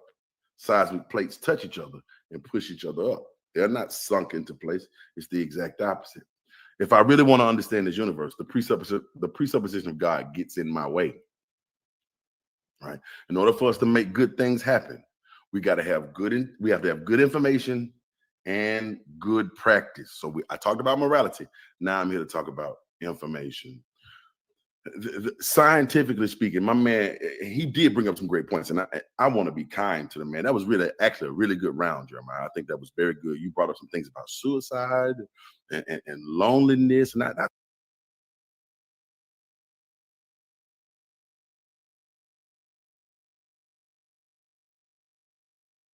think that was great. But I don't know if you paid attention to one of the things that you read. What you read was that a part of the reason that atheists feel so lonely is because they live in theist countries. And theists make life hard for atheists, not the other way around. Again, when you worship a God of the gaps, in other words, when you're looking for places to place God, instead of finding out the answer to that question, you'll leave that question open, because every time I answer one of those questions, I make your God smaller. When he brought up the irreducible complexity idea, all I got to do is teach you about RNA. All of a sudden, God gets smaller. Oh, wait, that ain't how the complexity happened. I thought that's where my God lived. That's not where your God lives, right? Oh, I don't understand the beginning of the universe. Thus God. Till we understand the beginning of the universe, right? I say these things to say that, yes, religion is great for giving hope. It is horrible for producing results. And I'm gonna talk about that in my third round. I'm gonna show you the results of religion and atheism. I already got that plan. Just hold on. I just want to build with you for a second. Okay. Now, again, going back to the idea that out of some magical man in the sky, this is gonna fix my problems. Well, the same God that put you in slavery got you out of slavery. The same God that commanded rape gave you rules for how to rape. That's what y'all want to tell me? Okay. Baby, listen. That's a scam. That's a 1992 navy blue Toyota Camry. This God, we do not need this to further our people. What we need is practical, real life information. He said there are, in the African tribes, they all believed in God. Till you look up the Twa people. And most of y'all are the descendants of Twa people. Go look. Twa people were atheists and have been atheists for a long time. They have no God or gods. His first round was all about the idea of putting science against God. That's a horrible idea. My idea is not to put science against God. I'm going to show you in this third round the effects of God are trash. First off, it keeps you from trying to close the gaps of your understanding. Human beings, like every mammal, have a thing called advanced agency. In other words, when something we don't understand, we want to give it an agency. If I don't know what it is, I want to just say, wait, somebody did that. This is where we get the ka and the ba, the spirit, from.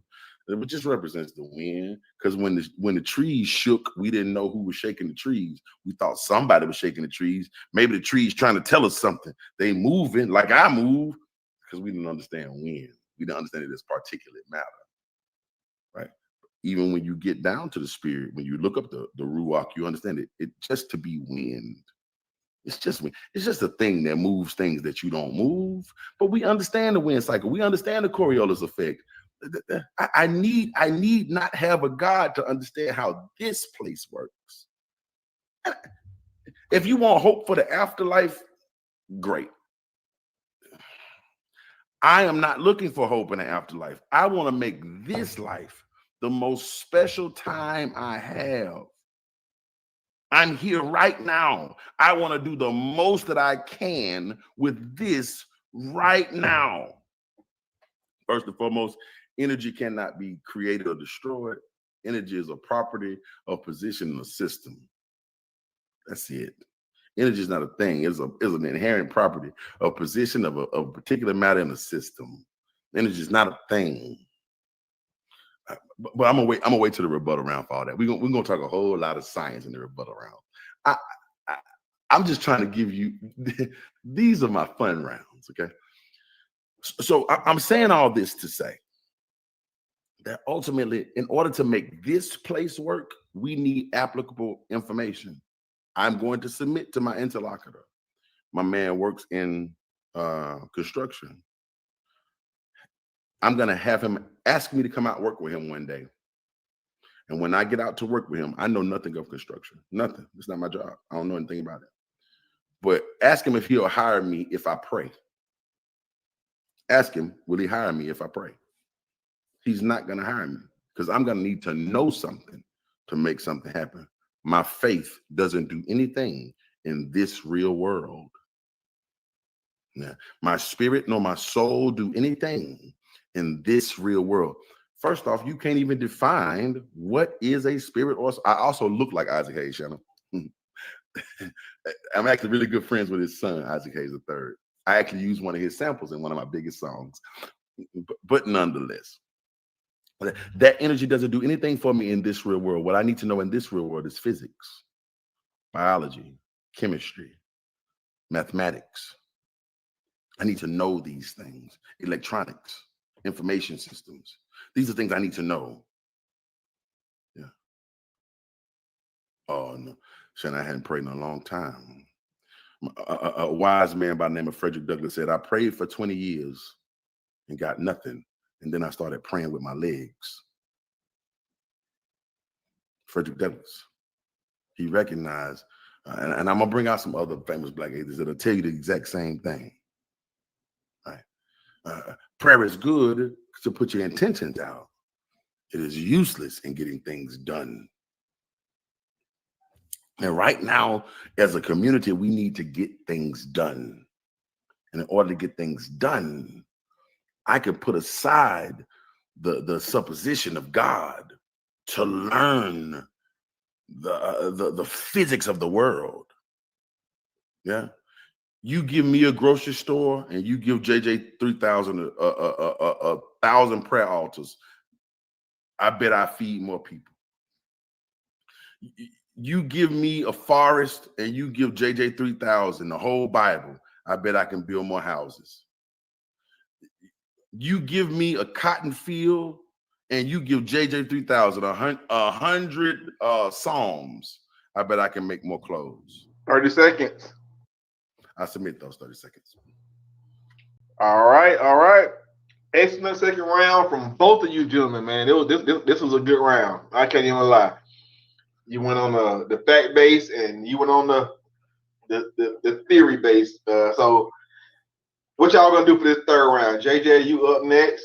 Go ahead and bring it on home, big dog. Man. All right. Let's get it back in, man.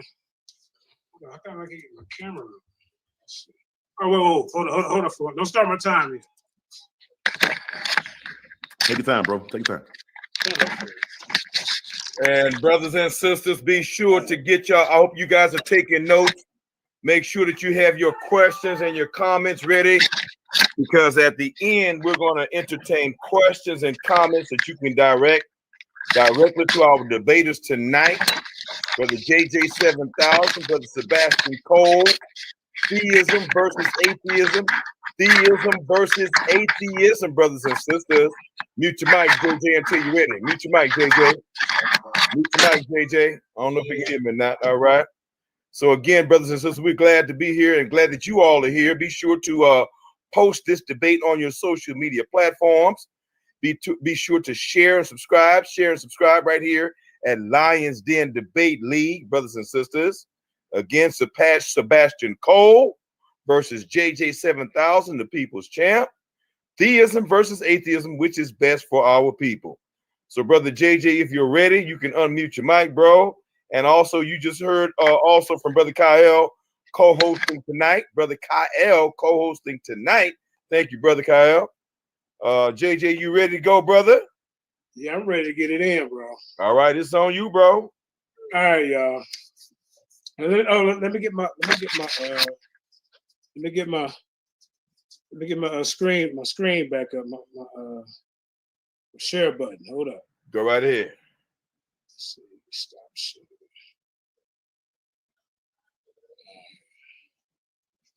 Hold up. Let's get back in it. It's the third round for me. So we finna get it in. All right. Now, see, his brother, he ain't really bringing nothing to the table. He bringing the cry game, man, you know, which is expected, you know. But a lot of these guys who are atheists, they follow evolution. Don't let them fool you. This is what they do. But see, we got people out here, they got questions about it. We're gonna start with Darwin's doubt. The explosive origin of animal life in the case for intelligent design. See, he put up one little source. Oh, yeah, that debunks intelligent design. Man, get up out of here with that, man. When Charles Darwin finished The Origin of Species, he thought that he had explained every clue but one. Though his theory could explain many facts, Darwin knew that there were a significant event in the history of life that his theory did not explain. During this event, the Cambrian explosion, many animals suddenly appeared in the fossil records without apparent ancestors in earlier layers of rock. In Darwin's Doubt, Stephen Myers tells a story of the mysterious surroundings of this explosion of animal life, a mystery that has intensified not only because the expected ancestors of these animals had not been found, but because scientists have learned more about what it takes to construct an animal. During the last half century, biologists have come to appreciate the central importance of biological information stored in DNA elsewhere in cells to building animal forms.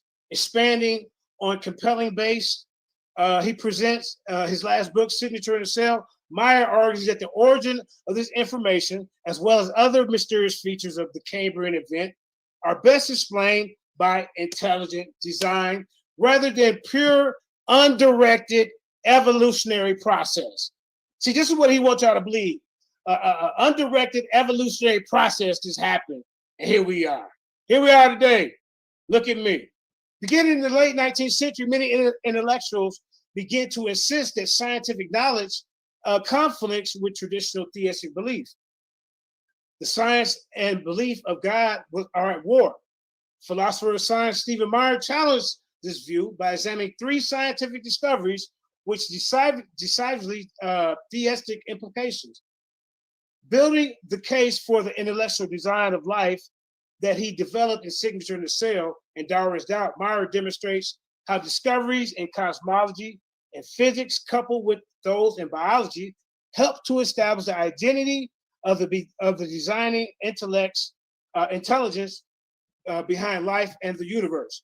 Meyer argues that theism was its affirmation of the transcendent, intellectual, and active creator.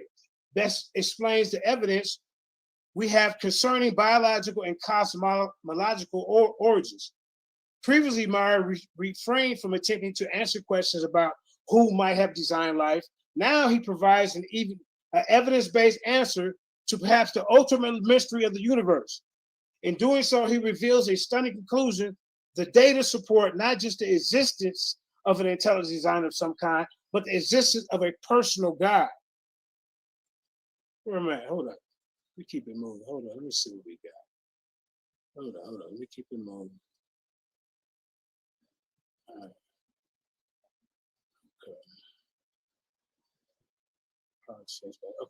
Okay, here you go. To those who are unfamiliar with the particular problems faced by scientists trying to explain the origin of life, it might not seem obvious by invoking natural selection. Does not help to explain the origin of the first life. After all, if natural selection and random mutation can generate new information in living organisms, why can't it also do it in a prebiotic environment? But the distinction between a biological and prebiotic context was crucially important to this argument. Natural selection assumes the existence of living organisms with a capacity to reproduce. Yet self-replication in all extant cells depends upon information-rich proteins and nucleic acids, RNA and DNA. And the origins of such information-rich molecules is previously with origin of life research needs to explain. This is why Theodoros Donskoy, one of the founders of modern neo-Darwinism, can state flatly, pre-biological natural selection is a contradiction. Darwin's doubt. This book addresses Darwin's most significant doubt and what has become of it. It examines an event during the remote period of geological history in which numerous anomalies. Okay, I read that about the Cambrian explosion. Hold up. All right, hold up. Let's see. This book is divided into 3 parts.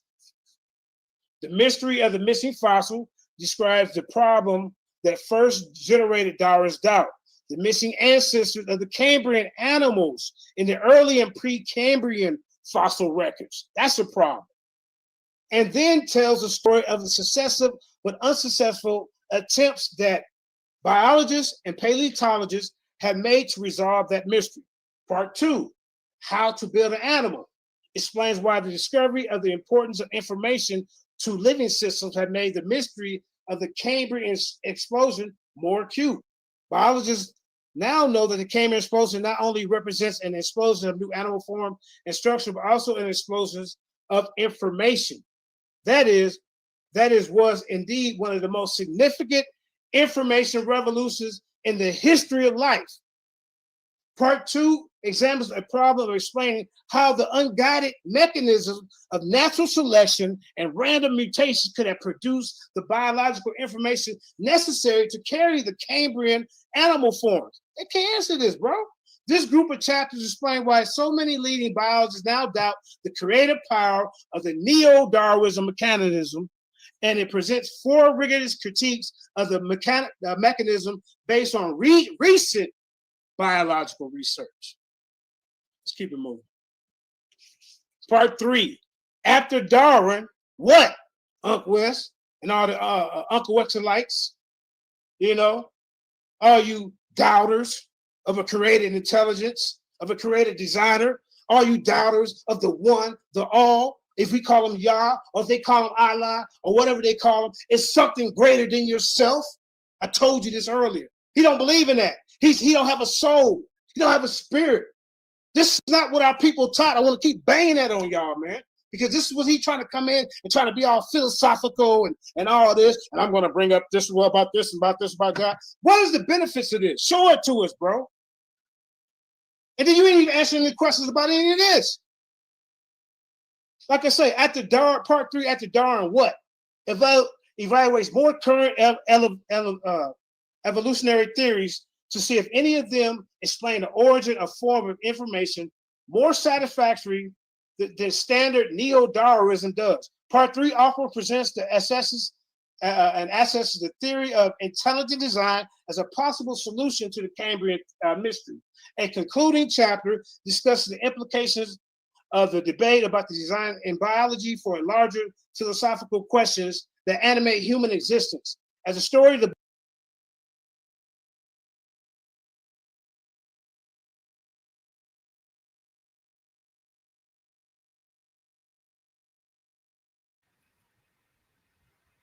book unfolds, it will become apparent that this seemingly isolated anomaly that Darwin knowledge, almost in passing, has grown to become illustrative of the fundamental problem for all of evolutionary biology. It's a problem, bro. The problem of the origins of biological forms and information. To see that problem came from and why it has generated a crisis in evolutionary biology. We need to begin we need to begin at the beginning, which Darwin's with Darwin's own doubt, with the fossil evidence that excited it, and with a clash between a pair of celebrated Victorian naturalists, the famed Harvard paleontologist Louis Agassiz and Charles Darwin himself. Darwin's Black Box, the biological challenge of evolution, by Michael Behe. He tried to come at Michael Behe, man, fall back, man. As strange as it may seem, modern biochemistry has shown that the cell is operated by machines, literally molecular machines like the man-made counterparts, such as mouse traps, bicycles, and space shuttles. Molecular machines range from the simple to the enormously complex mechanical force-generating machines, like those in muscles, electronic machines, like those in your nerves, and solar power machines like those in photosynthesis. Of course, molecular machines are made primarily of proteins, not metal or plastic. Now, see, in this chapter, the Darwin's Black Box, a biochemical challenge of evolution, he discussed molecular machines that allow cells to swim. And if you go check this book out by Michael Behe. But first, some necessary details in order to understand the molecular basis of life. One has to have an idea of how proteins work. Those who want to know all the details, how proteins are made, how their structures allow them to work so efficiently and effectively, and so on, are encouraged to borrow an introductory biochemistry textbook from the library. For those who want to know a few details, such as what amino acids look like, you know, I'm learning stuff.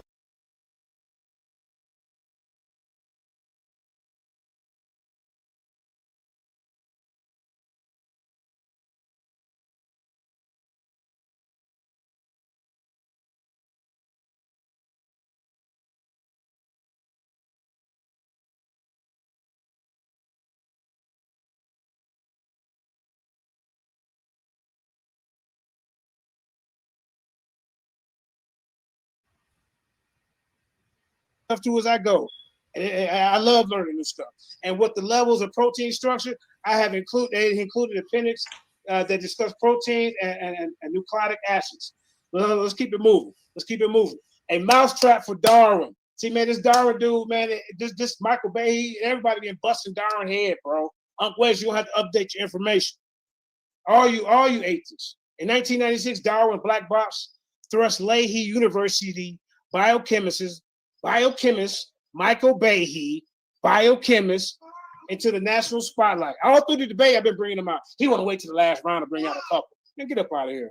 The book and its substance too sparked a firestorm of criticism, and his response appears in everything from the New York Times to science blogs to journals of science. He replies all with a handful of brand new essays, and that's I want y'all to check this dude out. A new collected in the mousetrap for Darwin and engaging his critics. Behe extends his argument that much recent evidence for the study of evolving microbes to mutations in dogs and polar bears show that blind evolution cannot build the complex machinery essential for life. Things just don't happen out of nowhere. It has to be an intelligent designer. If you're building a clock and how complex that is, it has to be somebody behind the schematics. And we all close to the same? How did that just...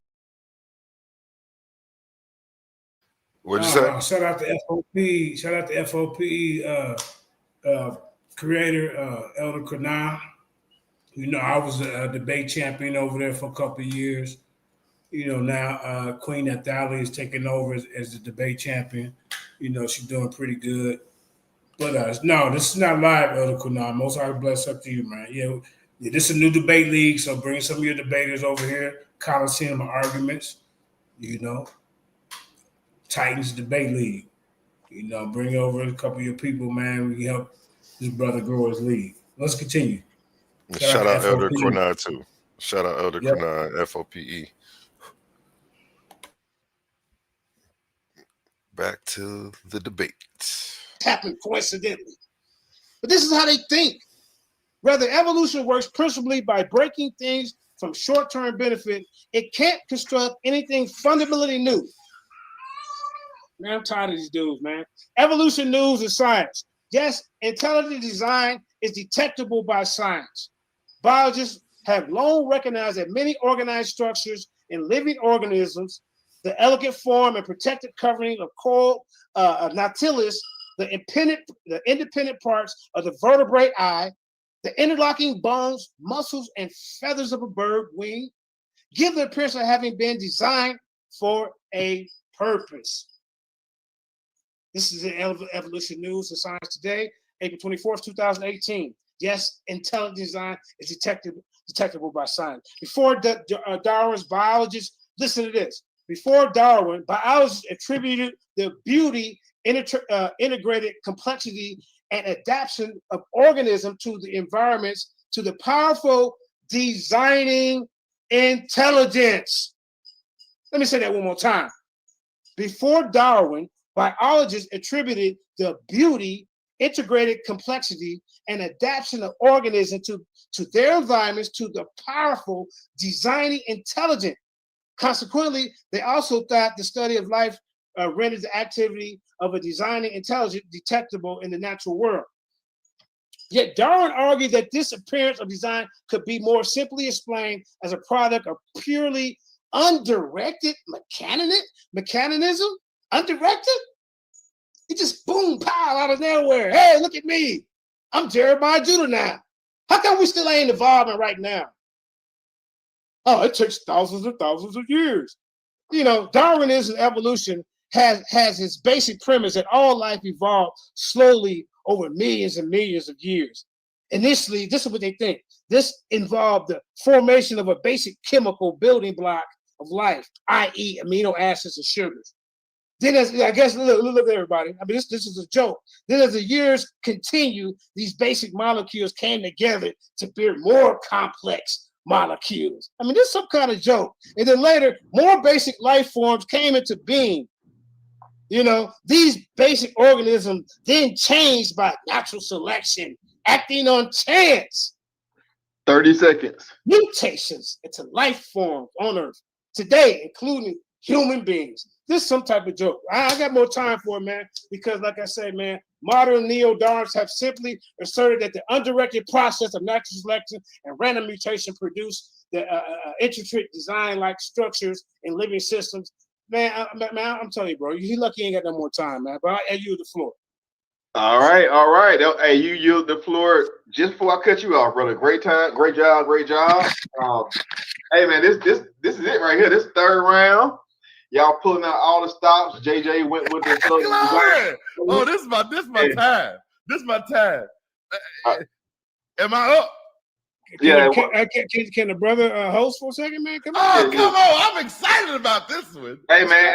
Hey, calm your atheist ass down, sir. My atheist ass is lit. Let's go. Show some benefits of atheism. Stop crying about what's going on over here. Right now. You ready for let's this? see. Watch him cry about the Bible. Oh, come on, handsome. Oh, handsome. Come on, See, that's what the atheists do. They call hold man handsome. on. Hey. We're gonna have a round for that. Hey, listen. Don't call me handsome, man. That's some gay shit. You are handsome. Come on, man. Hey, look. That's that Hollywood shit. Come on, man. I don't have control to mute y'all, man. All right, man. But come on, man. Y'all come on down, man. JJ, how did that make you feel when he called you handsome? Man, that's some weird shit. What the fuck? It was a tactic that he used. Once he found out it bothered me. That's crazy. Because when I was looking at the picture right here, not to be insulted to the brother, I thought that he looked like the one rapper who got arrested. Do you know who I'm talking about? Who, Biz Markie? No, it's a newer rapper. He wears like nails and stuff. I can't remember his name. Oh, dang. It's all right. Not Little Nas X. Oh, come on. Not Lil Nas X, but all right, yeah, but we won't be insulting to anyone tonight. That's not what I'm trying to do. But yeah, no. All right, shout out to the brother. Let me say something about let me say something real quick. Yeah, man, I debated the brother 3 times. The first debate we had was the Big Bang Theory on trial. That's a classic one. And then this was our second part debate. 2 years later, we did this one. And then about 3 months later, we went on Sarnetta and did kind of an extension to this debate. Yes, but look, we did so many preliminaries on different channels to promote the debate. I had fun. That's why we kind of knew each other's information and was ready to rebuttal each other too. But yeah, shout out to Sebastian Cole. Man, go check his album out. He's a country singer now. He calls himself Pink Beard. We might have to bring him through and have him, promote his new album. Peace and blessings to Sebastian Cole. That's kind of, they was part of the Dagger Squad. So yeah, we did our thing back then. Okay, shout out Dagger Squad. Let's keep it rolling. Y'all ready? Look, JJ, mute yourself. It's Sebastian in the final round. Whenever you get your shit on the screen and hit and start talking, I'm gonna start. Just a minute. Let me just talk about this. But first, go ahead and stop the time. I'm gonna start your time right now. Go. My man just spent a whole lot of time telling you about shit that he don't understand about science. Now, I can answer all those questions about science, and I will answer those in the rebuttal round. That's why I keep saving this for the rebuttal. But just because he came up with something that you don't know, doesn't mean there's a God. He keeps falling into the God of the gaps fallacy, just like Job fell into the God of the gaps fallacy. I don't know where rain comes from, thus God. Okay, put that to the side. Now, I want to show you the benefits of atheism. That's what I'm here to do this third round. All I want to talk about is the benefits of atheism, okay? Okay, so what I decided I would do was I decided that I would put the biggest. Wait. Where's my fucking screen? Hold on. I'm sorry, guys. Okay. All right. I decided what I would do is put the biggest fucking the most theist states where they believe in God the most versus the most atheist states, because we're talking about our community. African American community. So I want to talk about these things, the actual effects of theism versus atheism, specifically against Black people, right? Because that's what we're talking about. We're talking about our community. All right. So let me share this screen real quick. Boop, boop. All right. Wait. Let me move this around. Oh, God damn it! This is bothering me. Let me put this back down. And it's okay. I don't need the time. It's okay. You ain't got to stop my time. You good. All right. Boom. I'm gonna share the screen. I'm gonna share this window, and then I'm gonna pull this back up. All right. Boom. That's there. All right. Boom. There it is, right there. All right. So what I did was I took the two most theist states, which are Alabama and Mississippi, and I compared them against the two most atheist states where they believe in God the least, New Hampshire, and Massachusetts. I compared them on the exact same things: education, poverty, crime, divorce, well-being, happiness, health, black population, and COVID rate. Right? Okay, all right. What I found out was that where they believe in God the most, so if you believe that this God actually does something for you, versus where they believe in God the least, in the two most theist states, Alabama and Mississippi, they are 45th and 46th in education, 7th and 1st in poverty, 7th and 8th in crime, 10th and 10th, they tied for 10th in divorce rates, 38th and 47th in well-being, 43rd and 46th in happiness, 46th and 50th in health. But here's the most important part. They are 5th and 1st in black population. So what this says is that these things are affecting black people the most, and actually 7th and 5th in COVID death rates. Okay, I took the place where they have the least amount of God, where there is no, of all the places where there's the least amount of God. These are all Pew Research. I'm going to show you these Pew Research in just a second. I took the place where they have the least amount of God. I compared them the same way. Education, 2nd and 9th, poverty, 43rd and 50th, crime, 49th and 47th, divorce, 23rd and 40th, well-being, 7th and 11th, happiness, 21st and 13th, health, 9th and 2nd, black population, 44th and 24th. Now, I give you the 44th. There's not a lot of black people in New Hampshire, but 24th is right at the medium, right? COVID death rate, 49th. Okay, all right. Let's talk about this. Here's the thing. I don't care. My brother keeps trying to convince me that there is a God. I could care less if there is a God. My question is, what can I do with the God? What can I do with the hypothesis? If there is a God, who cares if there is a God? What can I do with the God? When I put the God hypothesis into lives in mass proportion, people have worse lives. They don't learn as much. They're not as healthy. They're not as happy. They aren't as rich. Their lives are worse. If this God wants you to be the head and not the tail, then why is it that when people believe in this God, they're the tail and not the head? My brother cannot explain that. You got to explain to me why, where they believe in the most God, black people and white people, but it happens to be a lot of black people there. When they believe in the most God, when they believe in this, they go to church more, they pray more, they fast more, they believe more, their lives are worse. You got to explain that to me. You can't. And the reason you can't explain that to me is because the presupposition of a God does not help in real life. Now, I will tell you what would move the needle in Mississippi and Alabama is better education. Because I can totally prove that the better educated people are, the better they succeed in life. I can use the same studies.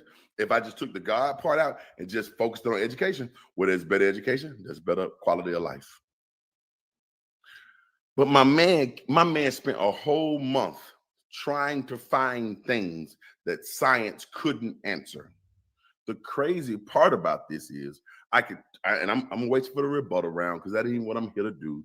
But I'm going to show you all them questions he brought up. There are answers to perfectly working models. Also, because he lives in the God of the gaps, he's never offered a working model. Give me one working model with a God. I really stop this round right now, but I won't because I don't want him to think I gave up. Give me one working model with a God. Show me how life works with a God. Draw it out. Give me an equation for it so I can understand it. You can't do that. You know why? Because even by your own definition, God isn't a law. He just kind of makes things up as he will until we understand those things. It's like, oh no, well, he didn't make that, he made the smaller thing till we understand that. Then, oh, he didn't make that, he made the smaller thing till we understand that. Now, he talked a lot about Darwin. Again, this ain't even my rebuttal round. Darwin was a theist. The fact that you keep trying to put atheism versus science proves to me that you don't like science. I just showed you that all the shit that Michael Behe was saying was ruled in court not to be science. And you still chose Michael Behe. That's not science, Jeremiah. By court order, that is not science.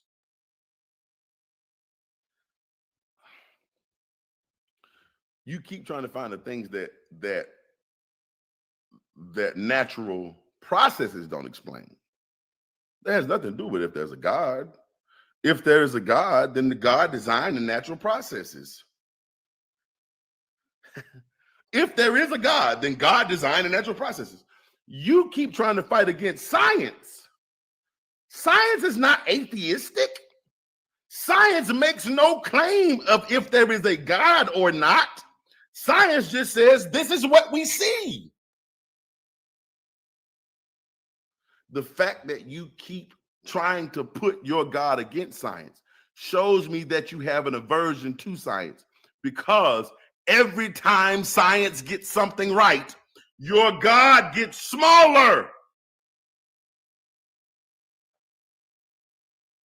So you keep saying, oh, I don't know how that happened. So God, baby, just click, how did this happen? Just Google, how did flagellum evolve? How did DNA evolve? What are the complexities of a cell? I promise you can find every answer to all that shit you just brought up. And yes, I curse. And I do not care if kids hear me curse, because kids are going to curse too. That has nothing to do with respect. That has to do with the way I speak. And I'm going to speak the way I want to speak. Has nothing to do with a moral, because at least I would never kill anybody. See, according to his morals, according to his moral guide, he's going to come back with a God and kill everybody and rape their wives. I would never do that. Handsome, I ain't on that. I don't want to kill you and rape your wife. Even if you don't believe what I believe, I still won't kill you and rape your wife. I'm okay with you not believing what I believe. See, benefits of atheism. I don't want to hurt you because you disagree with me. I don't want to put you in a fiery hell. Bro, you mean to tell me that something that I did temporarily on this earth in the 39 years that I've been here are worth an eternity? That don't even make sense. And you still never answered how God could be love, and love is not jealous, yet God, your God, is a jealous God. You never answered it. I'm going to put that. Okay. Again, this is all special pleading, all God of the gaps. But when I show you, hey, when people live by this, they live worse lives. When people do not live by this, they live better lives consensually. Theism is a dredge and a pain specifically on, because keep in mind, when I read the black population, I read that black population for Alabama, Mississippi, the two most black places in America. That means theism is affecting those two blackest places in America in the most ways, which shows me that black people suffer in education. They suffer in poverty.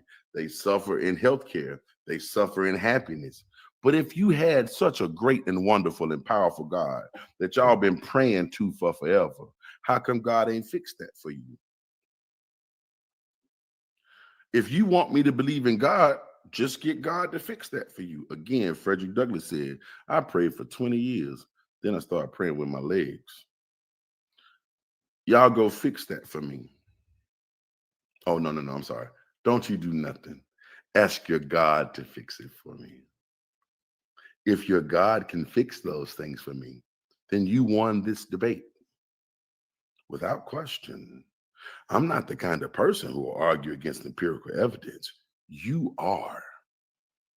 See, the empirical evidence definitely teaches us how the cell got to be so complex. The empirical evidence definitely teaches us that things of complexity happen over time when you have gene mutation and sexual selection. You spent a month to find questions that there were already answers to. Gorgeous, you could have just Googled the answers. The reason that you did not Google the answers is because for every answer, your God gets smaller. See, where I live, I don't have that as a problem. I can follow the answers wherever they may lead. You can't do that. You can't do that. Now, again, I told you in the next round, all that bullshit you just talked. First and foremost, the Michael Behe thing you just talked. I told you earlier, Michael Behe was ruled in court to be pseudoscience. So the fact that you brought up Michael Behe was irrelevant, literally irrelevant. And I'm going to show you that. I'm going to show you this, the whole case ruling. You can't teach this in school because it isn't science. I'm going to show it to you again. Every other question you brought up, I'm going to show you the answer for. Well, you can't explain where life came from. Yes, I can. It's called the RNA first hypothesis. I'm going to show it to you. I'm going to show you how RNA produces DNA. I'm going to show it to you. I'm going to talk to you about evolution. I'm going to talk to you about endogenous retroviruses and how they prove common ancestry. I got you, gorgeous. See, the difference between me and you is you just got to read what you looked up online to try to stomp me. I understand this. We're not the same. Talk to me nice. I'm not one of them. Yeah. When I get you off your script, you're fucked. And yeah, I said fucked.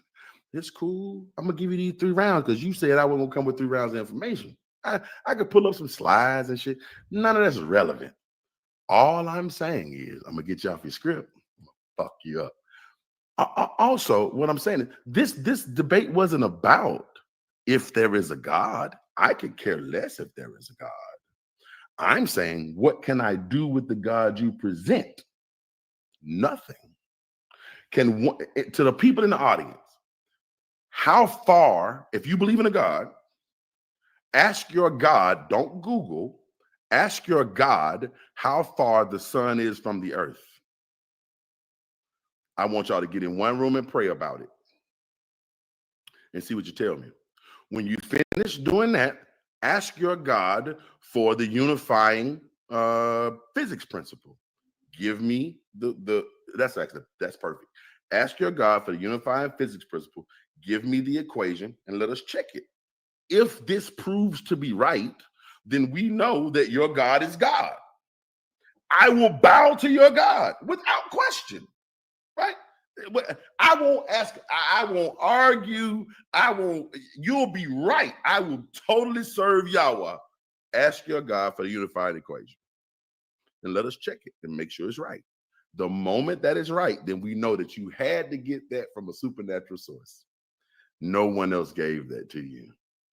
Show me that, and then I will be a theist. I'm not here to argue why I'm an atheist. I'm here to show you that where there is atheism, life is better because people will trust the science. Even the COVID death rates are better because people will trust the science. Science has been out here winning, and y'all keep fighting against it. But if you can show me a way to even put your belief with science, okay, as long as you're not arguing what we can demonstrably prove. This man did a whole bunch of talk about evolution. Bro, evolution is a fact. That's a fact. And we're going to talk about ERVs in the next round because I'm sure y'all going to ask me about that. And I'm going to fuck you up with that. I ain't want to bring out, that wasn't my goal here. Y'all want to ask me about the beginning of the universe because you don't understand the Big Bang Theory. I'll explain that to you. But that has nothing to do with a God. The belief in God of gods is what keeps you from learning the Big Bang Theory. The belief in God of gods is what keeps you from learning Darwin's theory. Time. My bad. I went over 5 seconds. My bad. I'm out the way. I thought I was on mute. My bad. But yeah, hey, 3rd round was heat from both of you gentlemen.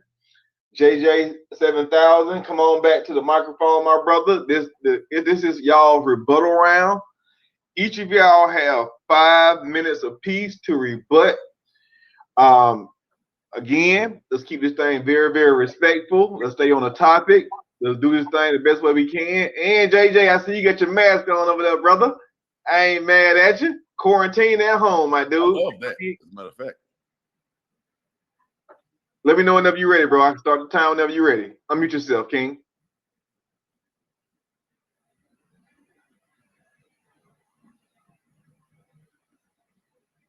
JJ, you muted. Unmute yourself, bro. Unmute yourself.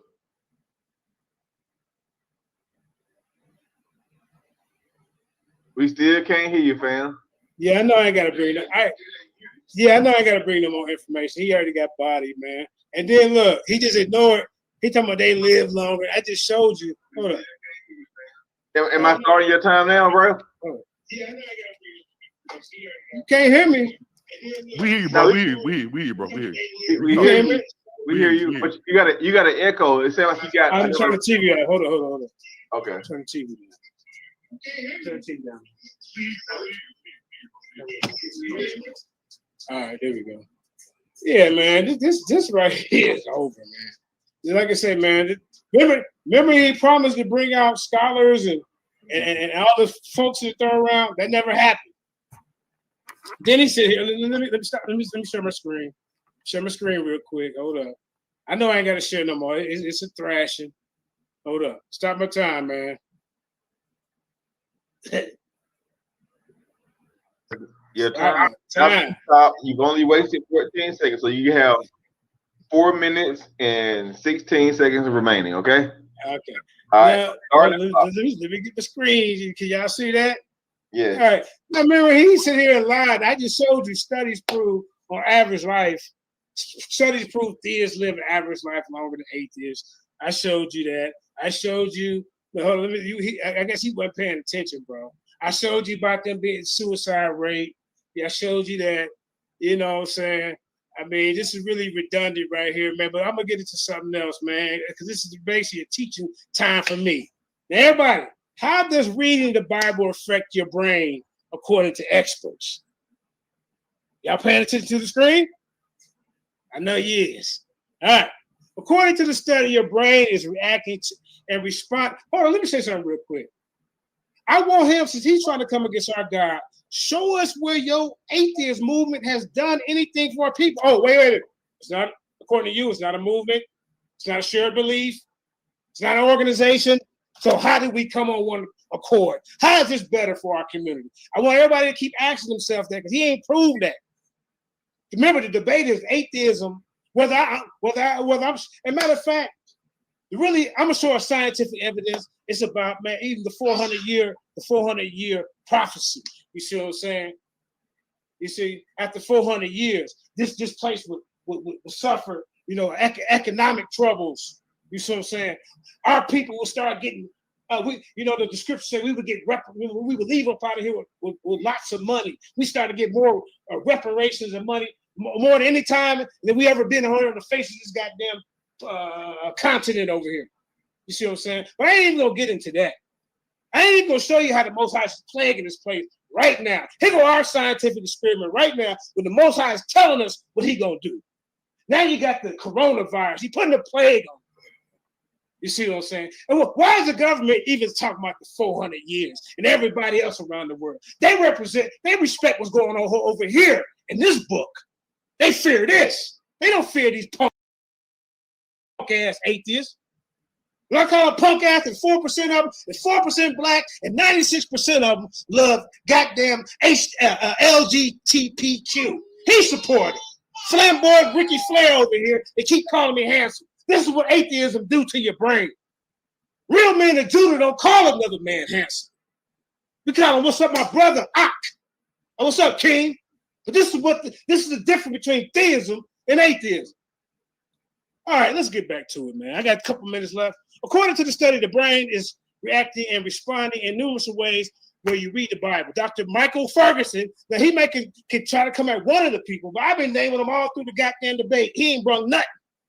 Dr. Michael Ferguson performed a study where the researchers scanned and studied the brains of religious individuals while they were practicing spiritual activities such as prayer and reading scripture. In this study, it is found that there were 3 regions of the brain that were more active during these times.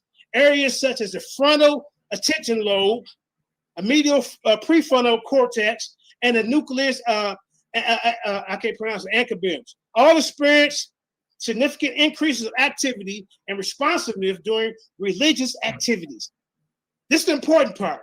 It was found that high amounts of dopamine were released through the body while reading the Bible. When dopamine is released, you are more likely to be focused, motivated, and happy. Hebrews 4:12, for the word of God alive and powerful, sharper than any double-edged sword. What's happening inside your brain when reading the Bible? Reading the Bible can affect neural pathways in the brain. These pathways are in charge of cognitive thinking and behavior. As you read, dopamine releases and affects the thoughts you have while reading the Bible. These factors contribute to changing your ideas and key beliefs. It encourages goal-oriented behaviors. As we stated above, reading the Bible affects neural pathways within your brain. One of these neural pathways in particular is called the mesonomic dopaminergic system, or MLDA. This system is known as the brain reward 30 seconds. pathway. And the activation of this pathway comes through with a lot of benefits. Functional theories have credited MLDA with enforcing goal-oriented behavior. Like I said, man, reading the Bible, honoring your Most High Yah, and anybody that's a theist and it makes you a better person. Don't let these atheists tell you. It's only 60% of the United States tell you that this is not beneficial for you. With that being said, 7,000 years before. Shalom barakatah. One. All right. Hey, you had 4 seconds to spare, man. Great job on that round, man, with time management. Sebastian, it's your rebuttal time. You got 5 minutes, my brother. Hey, Big Handsome, that was really good. And what's crazy is you didn't tell a single lie. So let's get into what you just said, though. I want to talk about that. Yes, you are right, because you mentioned some things about things being hardwired into the brain. So let's talk about the brain itself. That's a very good thing.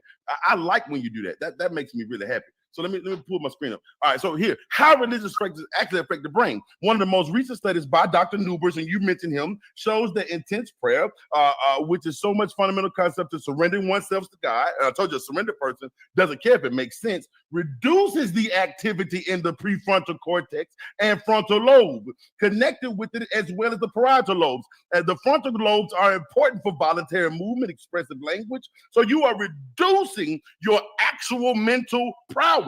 That's a fact. Okay, all right, now wait. I'm gonna pull up one other thing. I'm gonna show you one other thing about, you're right, it does affect the brain. You were very, very true. Because it affects a part of your brain called the periaquatorial gray. This says that the lesions in that brain area are the same lesions that help us understand fear, right? So basically, yes, we are hardwired to believe in a God. We are hardwired because we are afraid. I keep telling you that you're afraid.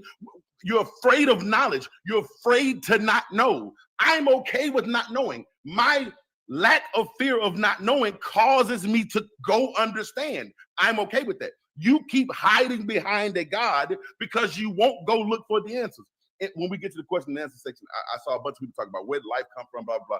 I'm going to explain that. But listen, these are scientific studies that basically say, yes, you're right. You are very, very right. Of course, people put dopamine in their system because they're afraid of the actual outcome.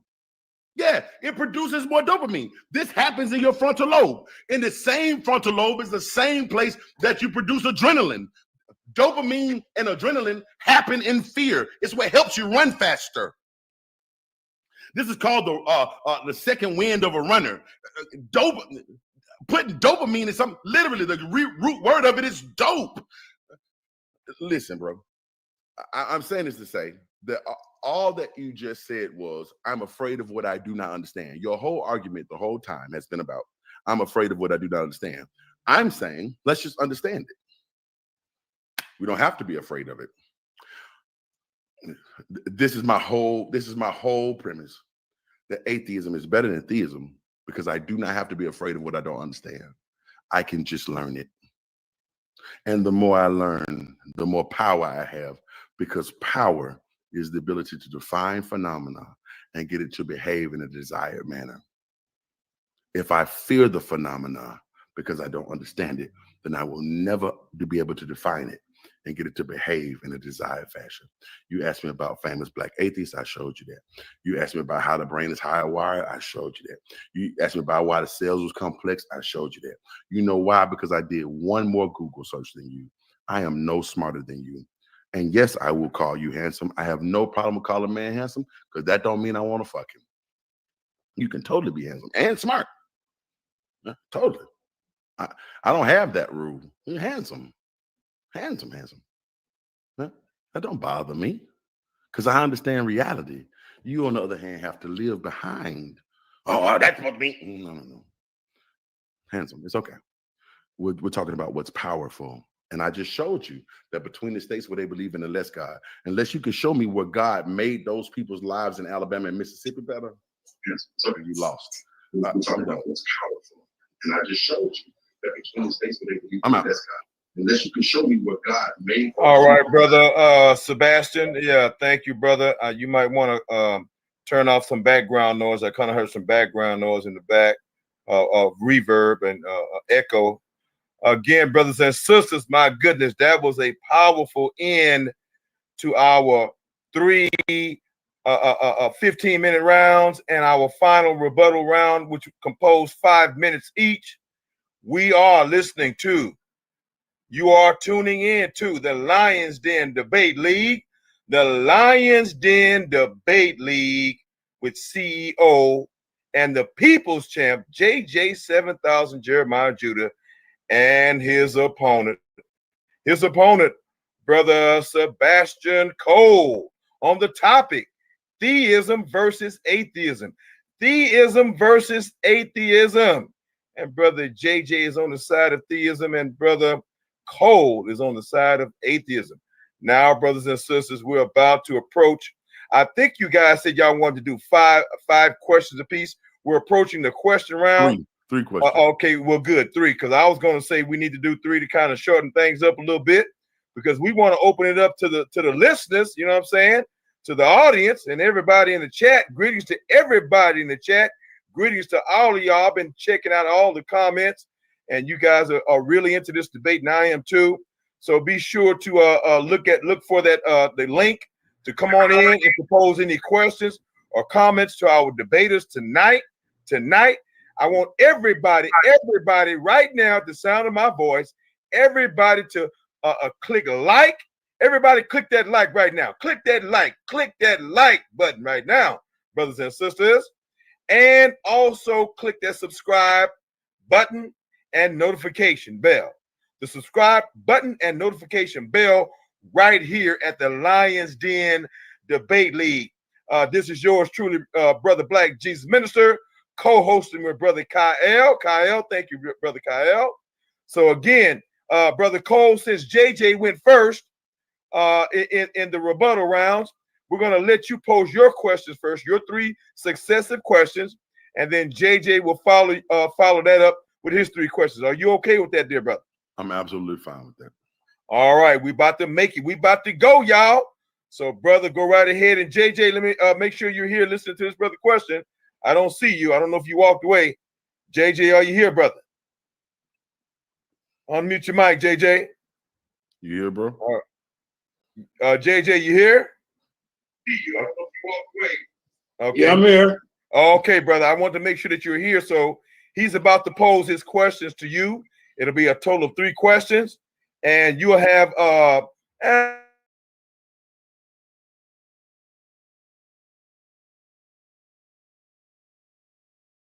you need to realize I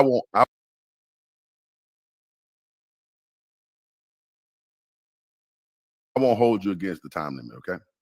I'm gonna all ask right, brother. questions. Okay, Cole, take it away, bro. Okay, here are my 2 questions. Give me your working model of the universe with God in it, and that working model of the universe must explain how endogenous retroviruses got in the places that they got. I'm done. Can y'all still hear me? Y'all hear me? Okay. So say that one more time. Okay. Endogenous endogenous retroviruses. You would like me to tell you how they came into existence. Yes, how they came using into existence. my Most High. Yes, using the Most High. See, that's the thing right here. Wait. Hear the whole question. It's 2 pieces. Listen. Well, can I let me ask first? Let me do one piece. No, okay. It's a 2-part question. I only have 1 question. It's just got 2 parts. So hear the whole question. Say it again. Okay. Give me your working model of the universe with God in it, right? And show me the mechanism, a working model now. So you got to show me the mechanisms by which God did the thing, and then explain to me how endogenous retroviruses work in that model. Could you tell the audience what endogenous retroviruses are? No, you tell them because No, because guess what? Guess what? This is what it is. Now I'm just now looking into science. I can't tell you everything about science right now. I'm learning. Okay. So okay, retro. okay, hold on, JJ. No. Let me get him. So what I'm gonna say is, science can't answer every question. I just pointed that out. We can't answer this one. We can't. Bro. But you gotta answer with God. Bro, no. Because I never heard a question like this before. Retrovirus. You want me to explain how the Most High created retroviruses, or how retroviruses react and how they work in the universe? Yes, how they work in the universe. Yes. And using the Most High God. Using the Most High God. Yes. I can't answer that. You know what I'm saying? I don't even know everything about science. I could pull up something right now, and then you can't answer. So we playing that game. But I thought you were gonna ask me something where the people can understand. No, the people can't understand this. Okay, brother. His response is that he has no answer. Okay, go to your next question, brother. But I want him, since I don't have no answer, go ahead. No, hold on, JJ. Let's go to the next question, bro. You ask me your question. Go ahead. Ask your question. No. We're going 3 successive questions, brother. No, I only had 2, and those. Okay, well, ask one more. Give me a working model of the universe. I'll take that. Just give me a working model of the universe with your God in it. I'll take that. Okay. And give me the mechanisms by which is the thing. Shut up. Yes. Okay. So that's my last question. A working model of the universe. I asked about retroviruses. You couldn't answer that. I'll leave that alone. And give me a mechanism by which he. And like, I had to pause this for a second, JJ, because those really aren't questions. He's telling you to do something. He's really giving you a command. He's saying, give me a working model of the universe. I would have been like, where's your question? Like, I don't know. And then you kind of helped him out. But by which he did the question would be like, can you give me a working model of the universe? Yeah. I would have threw it right back at him, made him rephrase that for himself.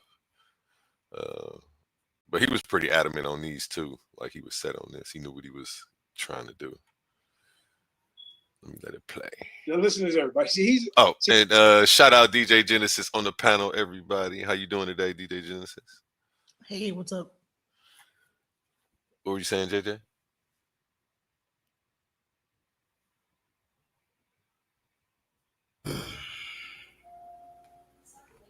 You say nothing. Oh, okay. Got you. Let me play. So what does he mean by a retrovirus? He's talking about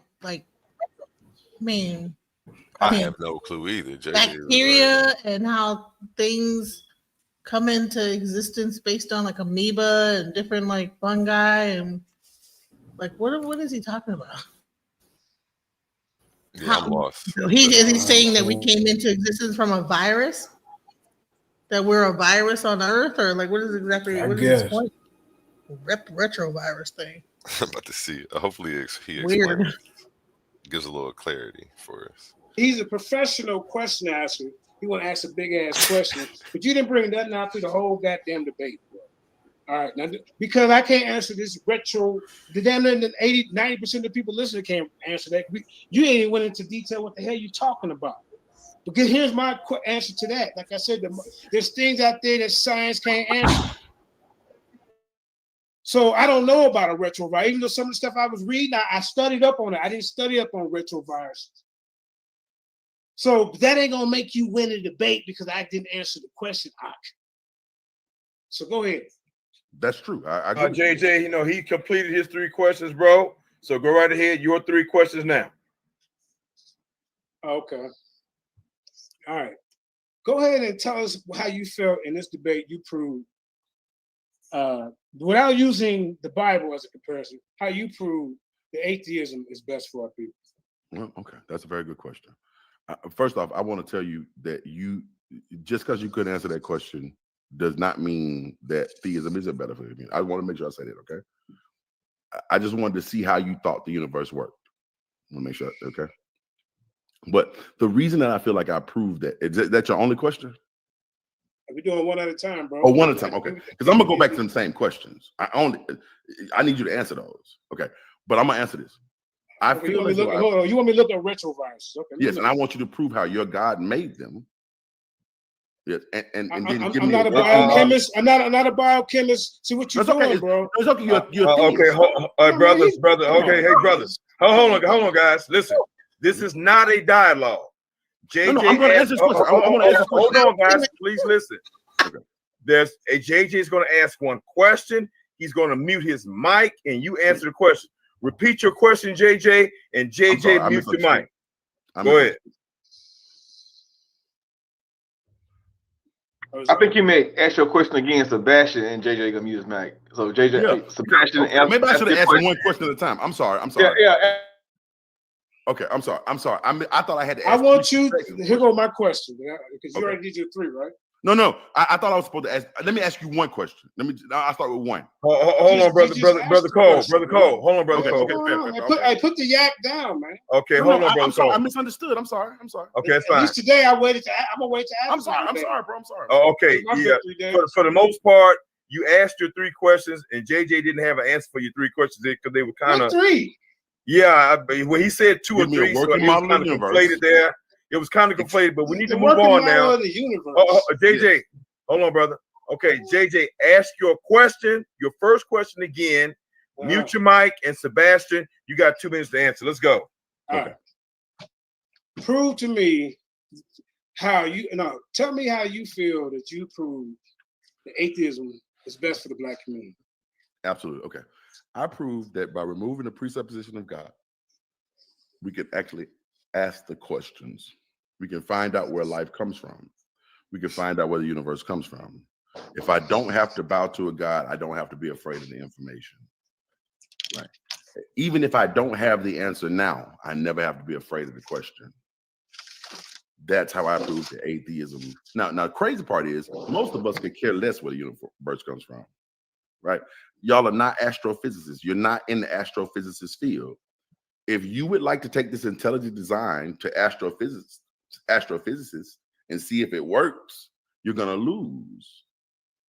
That's not going to, you don't have a working model of the universe, which is why I asked you to give me a working model of the universe with God in it, right? So I'm saying I proved that by removing that presupposition, I can go and find the actual answers. And finding the actual answers is better than saying, I don't know. That's how I proved it. Go. Okay. So are you telling me that there are no scientists, biologists, biochemists that believe, that are theists? Absolutely not. Because this is the picture that you paint. Okay. No. I'm sorry. I'm sorry. Okay, go ahead. Oh, I am taking out the induction of God because we can learn more. Yes. That's the insulting to sit up there and say, because. Okay, JJ, listen, brother. Okay, yeah. Just make a question. Ask him a question. That was it. That was my question. Okay, repeat your question. Hold on, repeat your question and let him answer. Are you saying that only atheists are intelligent people? Is that the question? Because you make. Wait, is that the question? I forgot the last one was 5 minutes ago. It's been a long debate, bro. What did I just ask you? But you're asking, am I saying that atheists are only intelligent people? Is that your question? Yeah, that's what you making. Well, okay. Let me just try to rephrase, because he said what he said, Sebastian Cole. Are scientists only atheists? That's basically what. No, not at all. Not at all. Okay, let me answer this for you. There are tons of scientists who are theists. As a matter of fact, Darwin, who you brought up as a like anti-theist, was a theist. You harped on his theory as if he was an atheist. Darwin had a master's in divinity. So did George Lemaitre, who gave us the Big Bang Theory. These were theists who put that presupposition aside to find out about the universe. I'm by no means saying that scientists are atheists, not by any means. I'm saying that if we put the presupposition aside, we can learn how the universe works. And that's why putting that presupposition aside is better for us than placing the presupposition where you place it. Can we do an interaction back and forth? Because that's just subjection. That's just you and your opinion. And because Sebastian. Okay, hold on, JJ, hold on. We're not debating anymore. Go ahead and ask your third question. All right, the third question is, do more of your community by the numbers support the LGBTQ movement? When I say that, no, I ain't gonna use that. I don't use that. The last question is, atheism. I ain't even got no more questions for the brother, man. All right. I didn't. Let's get to the back and forth. Go ahead and do your thing. Go. No, brothers. Hold on, guys. Hold on, brothers. Hold on. The people on the panel, somebody. Yes, DJ Genesis. I believe that's what he's saying, that the belief in God gets in the way of knowledge, or the presupposition that a God exists hinders or blocks you from learning, or it stops you from the pursuit of truth. I think that's what he's trying to get at. Well, I hope JJ ate him up on that point, because that's stupid. JJ's putting it to him. Yeah. We had everybody. We had 3 15-minute rounds, and everybody used their 15 minutes. Hold on, let me get my third question before you say I tapped out. Hell no. Okay. All right, go ahead, bro. Hell no. Are the majority of atheists Europeans? That's a very good question. I'm going to answer that question by, I'm going to make a speculation here. I'm going to speculate and say yes. Say yes. I do not know this answer, so I'm going to speculate and say yes. Okay. All right, brothers and sisters, we heard it from both of our brothers. This question round right here: theist versus atheism. Which is best for our people? JJ 7000 representing theism, and brother Sebastian Cole atheism. And I think, if I'm not mistaken, brother Kyle, you still on here, Kyle? All right, I guess he's not. So I believe that concludes the interaction between our debaters, and we're about to open it up for questions. I was on mute. Correct about that? Can you hear me, Black Jesus? Yeah, Kyle. Yeah, I'm still here. I was on mute, bro. My bad. Okay, so do you concur, brother, that we've completed now, and we're about to open this up to the audience? I definitely believe that we got a lot of information out there tonight, and I think all the brothers, well, both of the brothers, brought forth the agenda that they wanted to put forth, and now it's time to go ahead and bring it, to the people. Let's see what the people wanted to say, people wanted to do, and let's go. All right, and I don't know who has, maybe it's Karima. Karima, if you could take the link and put that in the chat, maybe somebody might want to come on the live stream and would like to post their question or their comment. And those of you who are in the chat and don't want to come on the live stream, if you have any questions, myself and Kyle will look for your question and read your question live right here on the air. Make sure you let us know who you're posing the question or the comment to. And so let's go. Kareem, are you still on here? Blake Jesus, can I just say one thing? Go right ahead, bro. I asked him to give me a working model of the universe with God in it, and how endogenous retroviruses fit into that working model of the universe. Okay. I'm not gonna let that go. He never I answered all of his questions, even if I did not know the answer. Okay. Right. And I even gave him a speculative answer. I think that most atheists are Europeans. Okay, so I would like him to give me a speculative answer. I'll take that. Give me a speculative working model of the universe and put endogenous retroviruses in that perspective working model. Okay, hold on, JJ. Okay, what I'm going to do, brother Cole. Hold on, guys. Hold on. So, Cole, I'm gonna let you pose one question to JJ. One question. So pick which one you want. And pose your question. 3 questions. I asked him all 3. He only hold on, brother. Hold on. Because he tried because he got beat up all through the game. Hold on for a second. Hold on, guys. Hold on. That, Jeremiah. Okay, hold on. Okay, JJ. Hold on, guys. He's trying to turn it into a circle. So JJ, so that he won't think that anything is amiss.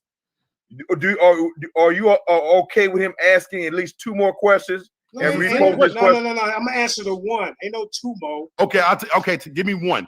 Give me one working model of the universe with God in it. The working model of the universe of God is that everything is set.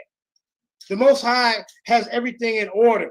The seasons is in order. This is not a working model, No, Jeremiah. brother, this don't is interrupt my me, working brother. model, Don't interrupt, bro. Yeah, Let's shut go. your mouth.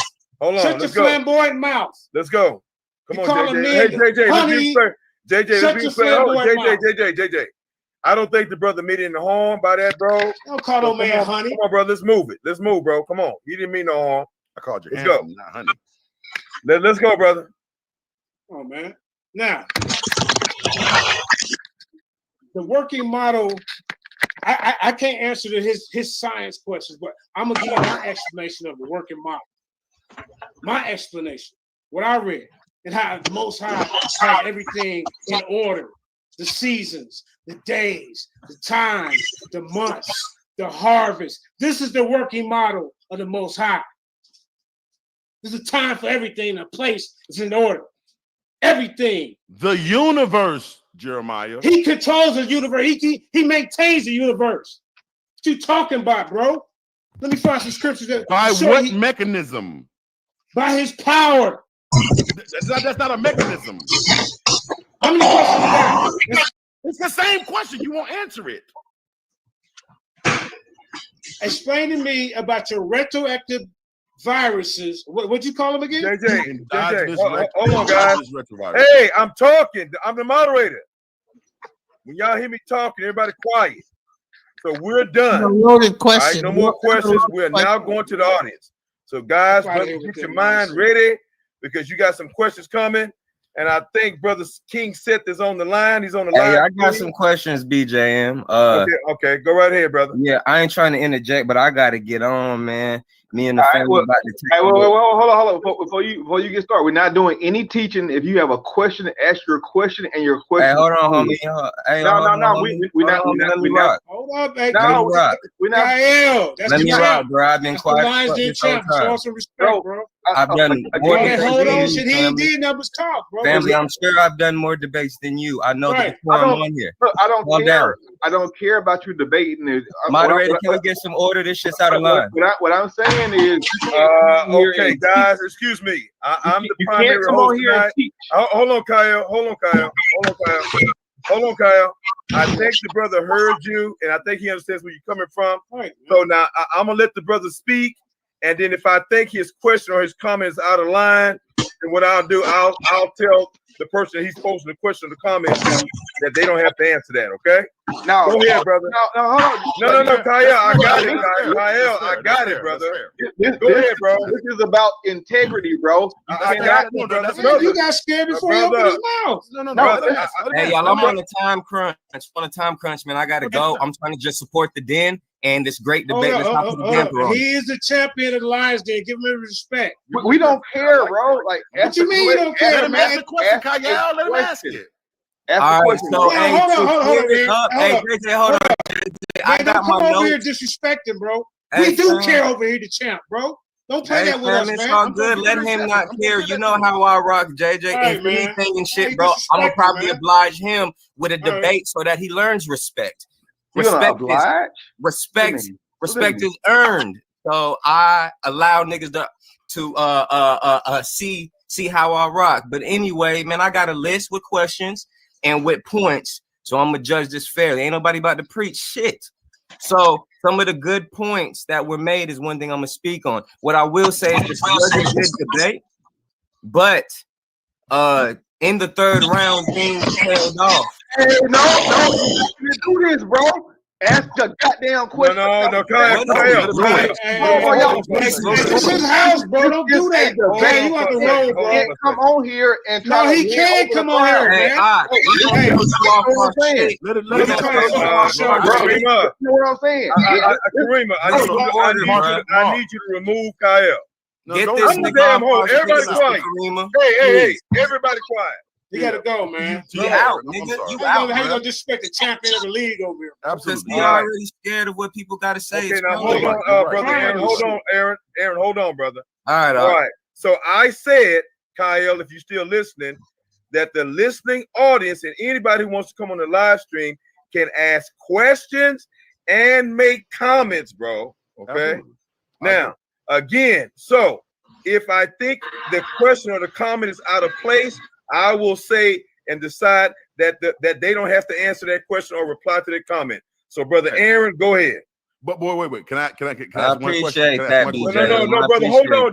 Just hold on, brother. So I'm going to reiterate that I'm on a the brother. time crunch, and I just hope people respect that. Whenever we sit on the panel, not only do we ask questions, we give our input, and it adds on to the show. And everybody on this panel knows that. I think homie's foreign. But concerning the presentation, I believe things tailed off in the third round with more of opinion than fact. So this topic was atheism versus theism. So with all due respect, brother Sebastian, I believe you are a great orator, and I believe that masks your debate skills. And that's not a shot at you. That's just an observation. Brother JJ, my Ak, I can tell this was your first time using slides and presentations. Bro. You're not gonna mute me, bro. You came on here to twist this shit, bro. You're not asking a question. You're with some bullshit, bro. Ask your motherfucking question or get Let off. him speak. Let him speak. No, bro. None of Ask this the bothers goddamn me. question. None of this bothers me or They him. do this shit every time they fucking lose them, bro. You're Kyle, brother. Please, man. Let us speak. Man, None of this bothers me. man. Go ahead. Okay, go ahead. Now, Aaron, I want you to go ahead and you know what, man? Hold on, man. Look. This is my shit, right? This is my shit. I don't come on you motherfuckers shit and do this, bro. Don't come over here doing this shit, man. I'm sorry. This brother, I'm sorry for him. This brother right here is the champion. Nah, man, hold up, man. Please, bro. Let Aaron hold up. Let me straighten my shit out, bro. And you go over that your shit. You I ain't straighten got your shit out. Can Aaron speak, please? Bro, yeah. Once I get it straightened out, because it got out of order. You see the moderator gone, the person control the buttons gone. Man, because Kyle just turned it into a circus, bro. Aaron didn't get one word out of his mouth, and he interrupted. And I apologize for that. Can we let Aaron speak now? I appreciate that, bro. Hold up, listen. This is I want y'all to respect. I will respect it. I'm sorry for him. Can Aaron speak now? No, I'm sorry for you, man, because you don't have no soul. For me too. I'm sorry. For and me you too. lied. I'm gonna tell you something. He used Aaron speak now. No, man. Aaron speak now. JJ, hold on, JJ. You niggas be trying to turn shit into Aaron circus speak now. Just set the order, JJ. And shut the fuck up and let him speak. There we go. Let's go, Aaron. We're gonna straighten this out, Let's go. So getting back on track, man, I'm gonna just jump straight to the subject. All right. So this was a balance and a battle of proving a god or not a god. And I'm gonna start this. My main thesis being the Ox Sebastian, you did a good job, but at the end, and I will say verbatim, you said, I can care less if there's a God or not. Now we'll have people look back at the title, atheism versus theism. If you caught my attention this entire time and you were trying to convert me over to atheism, your last statement, brother, would have completely derailed me. And this is just, and I'm not a judge, so I'm not casting judgment, but I'm giving my input because I sat here and I diligently watched y'all debate and I took notes. Your last statement, brother, if I was a man that was about to be converted, that would have lost me. One other thing that I will point out is that I believe that the definition of science is like a systematic methodology that is based on evidence. I repeat that. It's a systematic methodology based on evidence. Now, there's a lot of definitions for it, but I'm telling you what I've seen the main rendition of scientific evidence being systematic methodology based on evidence. You made a claim saying that RNA spontaneously begins in water and that there's proof of that. So my thing being, that is anti-scientific. If RNA spontaneously appears in water, that is not a systematic methodology that is based on evidence that you can prove to me right now. That is not provable to me right now. And that kind of goes hand in hand because you did say, you said Big Bang Theory in this debate. And that's what I wanted to hear. And if you was going to convert me to atheism, I need to hear your premise. I don't want to hear shots at the Bible, because I've heard them. I've taken them. I take shots at the Bible. Me being an ex-Christian, that's what I used to do. So I hear you, and that's what all Ox in the Black conscious community do. They take shots at the Bible. But my main thing is I wanted definitive proof. Want me to show you that? Okay. Can I wanted definitive. Hold on, be quiet, bro. I wanted definitive he's bringing up proof. a separate point. Man, can I respond to that? But I'm telling you from the outside looking in, this is my perspective on somebody watching you. So you can take it for what you want, Ak. I'm not throwing shots. I'm literally telling you my stance. And I clearly believe in a creator. And of the Black community, 94% of the non-religious of our Black community mind you, they still believe in a higher power or creator. So you are attempting to reach out to a minuscule percentage, or not a minuscule. You are trying to reach out to a majority of your people, and you did not back Big Bang Theory the way we would have wanted you to. Mind you, science is a systematic methodology based on evidence. Big Bang Theory is anti-scientific. Using that premise, using that, as you would say, quote unquote, equation of scientific evidence, the Big Bang Theory is thoroughly unscientific. So, starting with a foundation, even if JJ said he believed in this sky deity named Akawahakama, we have proof that our indigenous ancestors, or from our indigenous lands, all kind of ancestors, they believed in deities. So how can you convince us in a people? And you were bringing up this RNA that stores memory that can just pop up out of water. How did that transfer down to the fact that the majority of Black people still believe in the creator? How was that a part of our, how was that stored in our DNA? Now, brother, the reason why I am attacking you is because of this reason right now. You said, and you made a lot of claims, and whenever I'm judging or observing, I give thorough feedback. And I look into what you said. You made a claim and said the Twa people. First off, you said most of us descend from the Twa people. Mind you, a pygmy tribe. A pygmy tribe. The majority of us hoop and can yam and slam and dunk and bang that bitch. And we ain't no pygmies, bro. And you claiming that the RNA stores this information. So why didn't our pygmy information from the Twas, who you claim we mostly come from, why the hell ain't we short like they were? But my main thing is the Twa god was Bes. Bes being a short ass god that the Egyptians themselves also paid homage to. They had multiple deities. And you said that the Twa people, who we were related to, absolutely, they didn't believe in a god, and that's an emphatic lie, Ark. And that's what really made me believe that what you were saying. Can I respond to the first thing first, though? Yes, fam. Okay, all right. Let me start. I want to be able to share my screen so I can show you that RNA spontaneously is created in water. Can I? But can how, I show family? That? But can how? I show that How can you prove it to me right now as a believer? Okay. It's okay. Can I show you? I'll just show you. Is that okay? But without you using their science, can you prove it to me right now?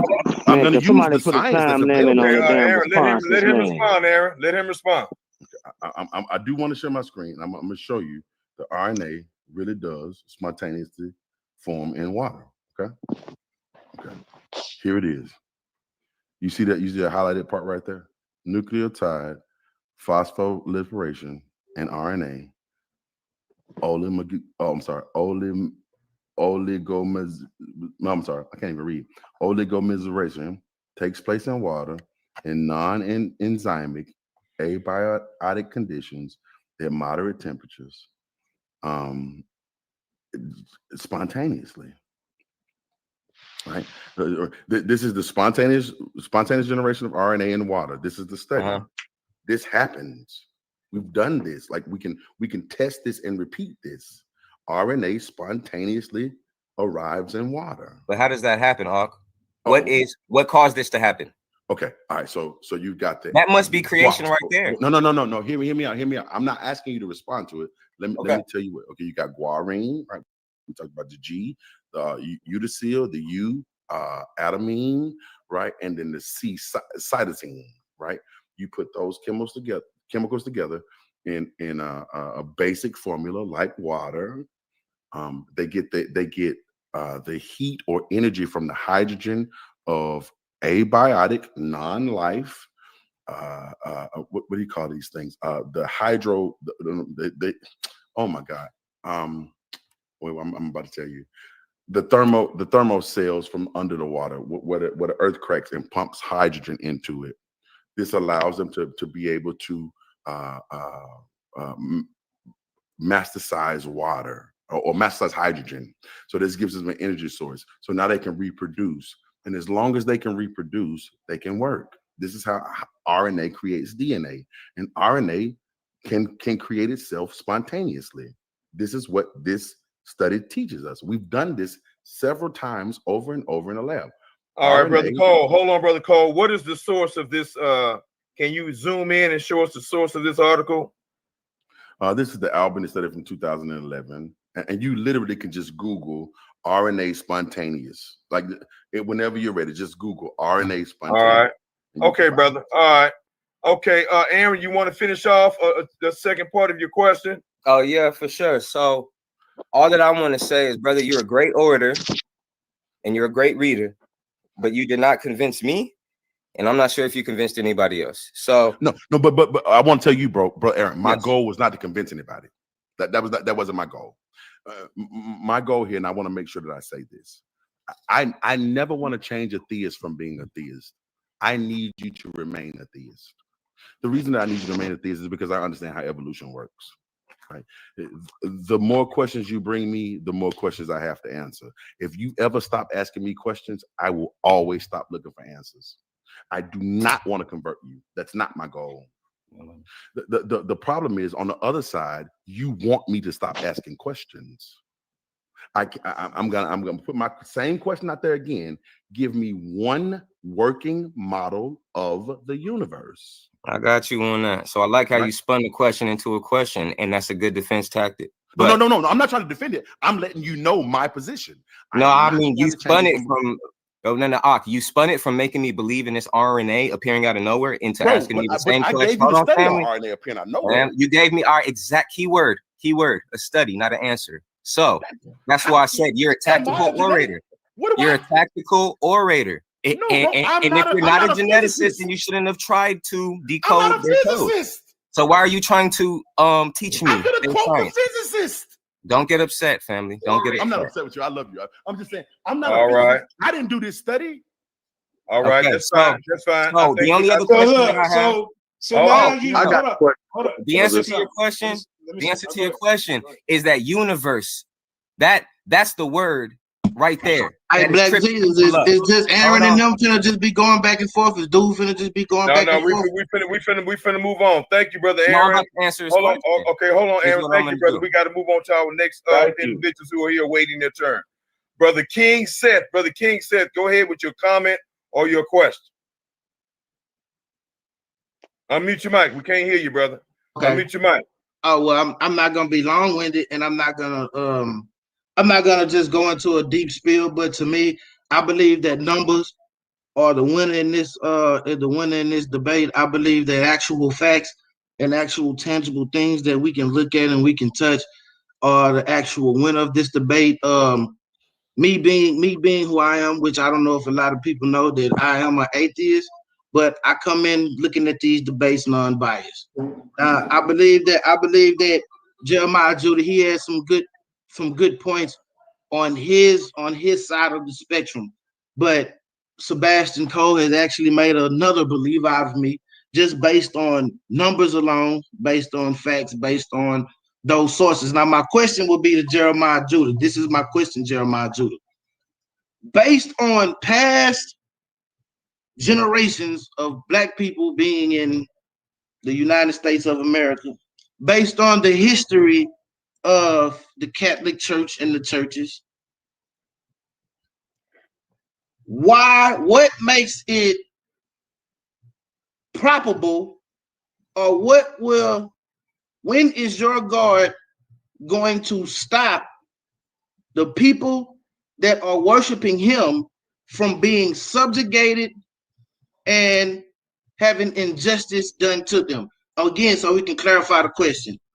When is your theism God, what has the Bible and believing in God, what has this done from past generations till now to stop people, or let's say white people, from subjugating and doing injustices to Black people till now? If you want me to clarify it again, I okay, go ahead. That's my question. First, let's answer this real quick. Because Sebastian was being intellectually dishonest when he used New Hampshire and Boston versus Alabama and Mississippi. These are for our community, right? What's best for our community? He's using white communities and comparing them to Black communities when we know that we had a disadvantage from the South from the gate. We know this. But this is what he tried to play. He used the white folks number and put his side over there with the white folks. And then Jackson, Mississippi, one of the poor states that we got put in, eating hog chitlins and all that type of shit. But look how they have overcome that over there, King Seth, by using the Bible. What are now black politicians and lawyers and doctors using the Bible, using the God, one of the Bible belts of the world, and he's talking about he comparing our numbers to some people that had a leg up in Boston. So King Seth, ask your question one more time. I apologize, bro. Ask your question one more time. I had to get him with that, bro. Ask your question one more time. Please do. Unmute your mic, family. Let me say one thing. King Seth. No. I'm talking to King Seth. Wait, because I want to respond to the question. Well. He asked me the question. Okay, fair enough. Fair. Come on, man. I'm sorry. No, you don't have no discipline, man. They talk about me. I'm sorry, bro. I'm sorry. Then you say sorry after you cut in 5 times. I'm that saying, ain't working I'm no sorry, more. bro. I apologize. See, there you go. King Seth, you need to unmute your mic. Yeah, King Seth, unmute your mic. Y'all want me to ask the question now? Yeah, ask it again, man. I had to, because that right there. All right. This is my question. Based on everything that based on the Bible and black people believing in the Bible, right? Good. When is your God going to hold on. I put the question. I said, when is the God of the Bible? Because we believe in him so much.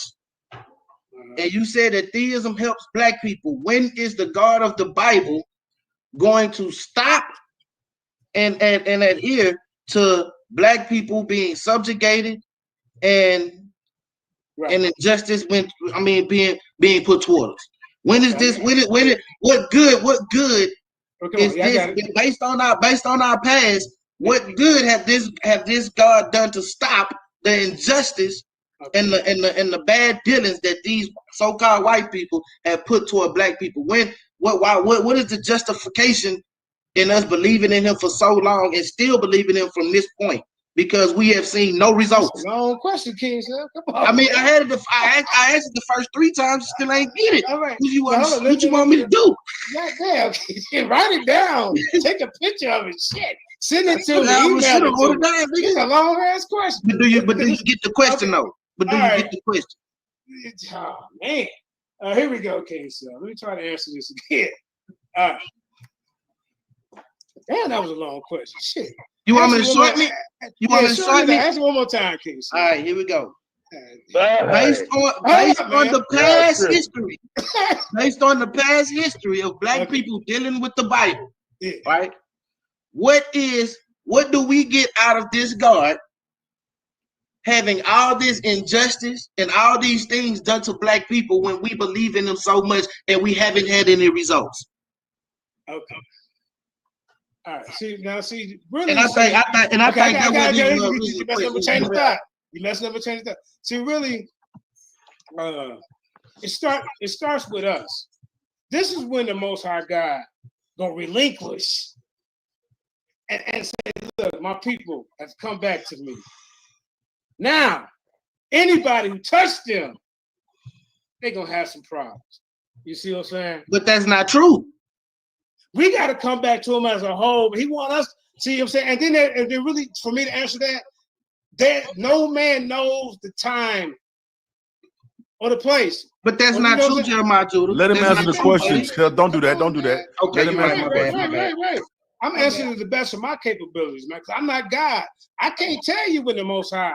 You know, I might be God-like, walk in his holiness, you know what I'm saying? You know, have some of the qualities of loving and caring and you know, and sometimes, you know, I could be a wrath can come from me because I am the essence of the Most High. But I can't answer that question, King. So that's like one of the questions, like he said, it's one of them real tough scientific questions that you have to, you know what I'm saying?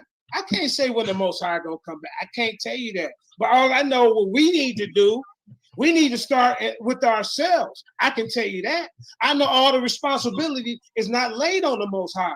And y'all want to paint the picture like us Israelites, we just waiting for the Most High. No, we try to come together and we try to do things and build as well. We got to start with us first.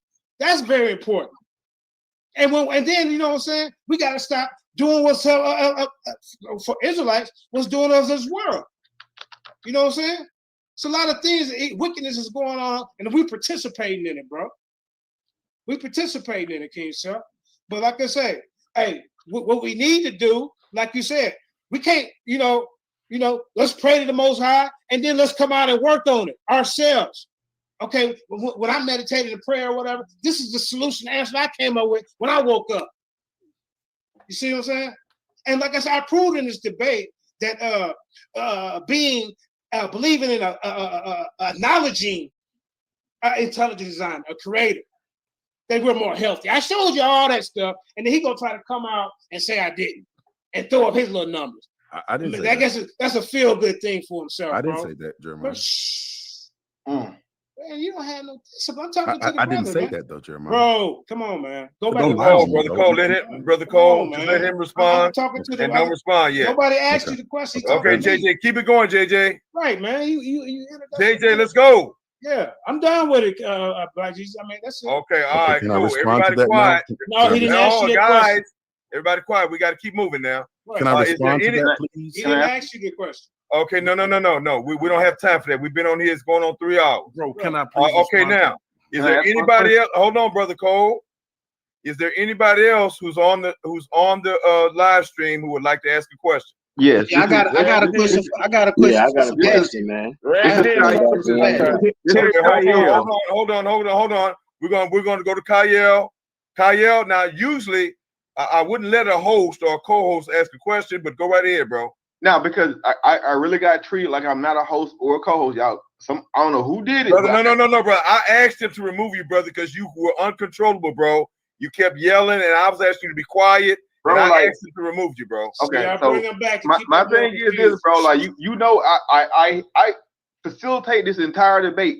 You know what I'm saying? Like I was there. I was asking the question. I was doing the round stops. Like you have no right to do that, but you did that, and I'm not mad at you, bro, because you did what you had to do, right? Come on, man. So my question for you, JJ, since I'm not a non-biased host no more, my question for you, sir, is by what mechanism does your God interact with the reality that we live in, quote unquote, the real world? How do you measure his action? How do you see it? Show me how. Okay. Now, the mechanism that I use, right? Because you ain't heard nobody. That's not what I asked you, bro. I said, what mechanism do you use? You AIE me, JJ. Okay, so JJ, you got to show me something that's tangible. You can't show me a belief. You got to show me something that's measurable. If I ask you to measure out this roof, you got to show me a compass, a square, a measuring tape. Question, brother. I ain't here for a lecture. Okay, Kyle, he understood your question. No, he doesn't. No, he doesn't. Because Kyle. How do you know what I understand? That's your problem. You keep interrupting people, man. Hold on, JJ. Bring this dude back.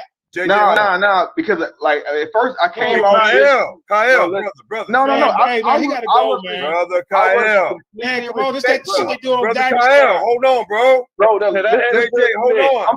I'm talking. Kyle, be quiet. Man, come on, man.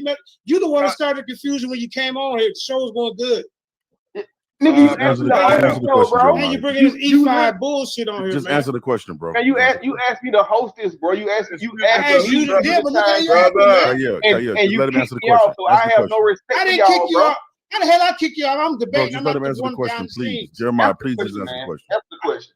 Yeah. Okay, the answer to the question is, first of all, you lied. I don't have control of behind the scenes. Karima do. Let's straighten that out. That's okay. What's your dumbass question? My question again is by what mechanism? Go ahead. Answer the question, bro. No, go ahead. Yeah, y'all got by which duet thing going on. Both of y'all actually. Go ahead. By what mechanism does your God interface with the natural world? Like, how does when you pray, how does your God interface with reality? Tell me that. He makes the sun, the moon, the stars, the heaven operate.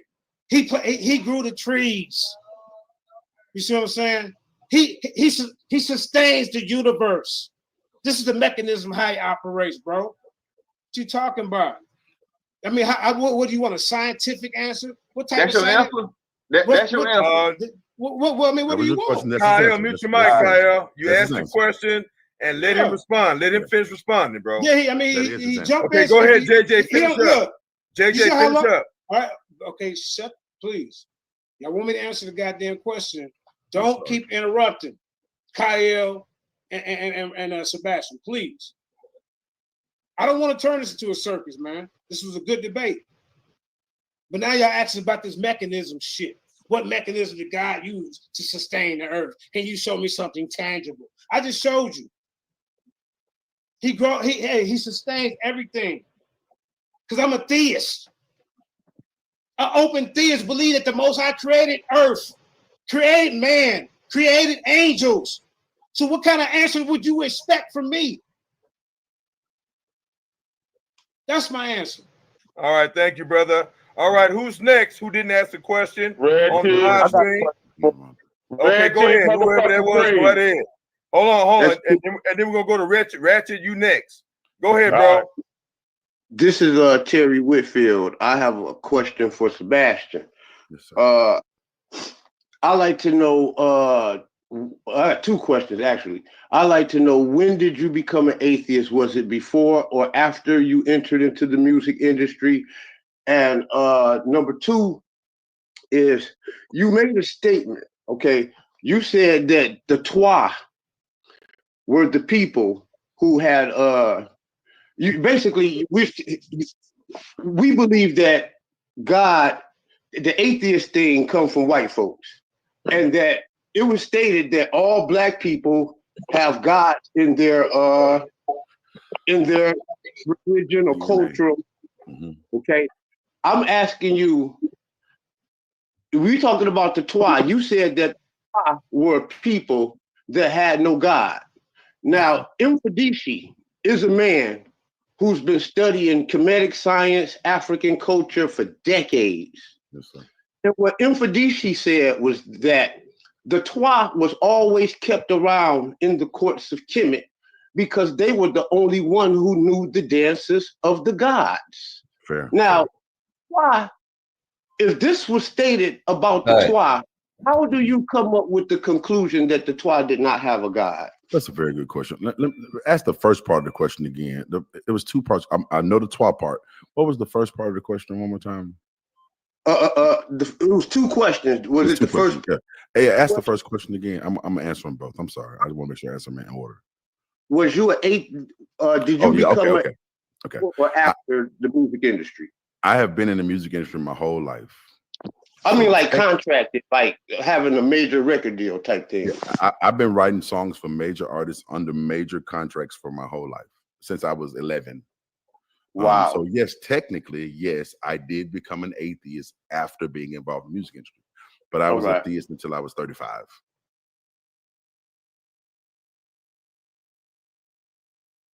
Gotta pause that right there, JJ. It's just funny that he kept calling you handsome. And then later on in the debate, I find out he's been in the music industry his whole life. It seems like it's just a common theme, but I'll let him go ahead and finish. What song he wrote at 11? Michael Jackson's fucking ABC and 1, 2, 3. What the hell? This guy is funny, man. I've been writing songs for major artists since I was 11 years old. Did he write ABC Playground, Another Bad Creation Playground? What did he write at 11? Sesame Street jingles. I don't know. This guy's funny. I'm 39. All right. Yes. Okay. Now to speak to the Twa thing, the human species, Homo sapiens sapiens, have been around for 300,000 years. 300,000 years, right? The Twa people were rich, which is really one of the most original people. And the reason we call them one of the most original people is because we can link them directly to Lucy, who was 3 million years old.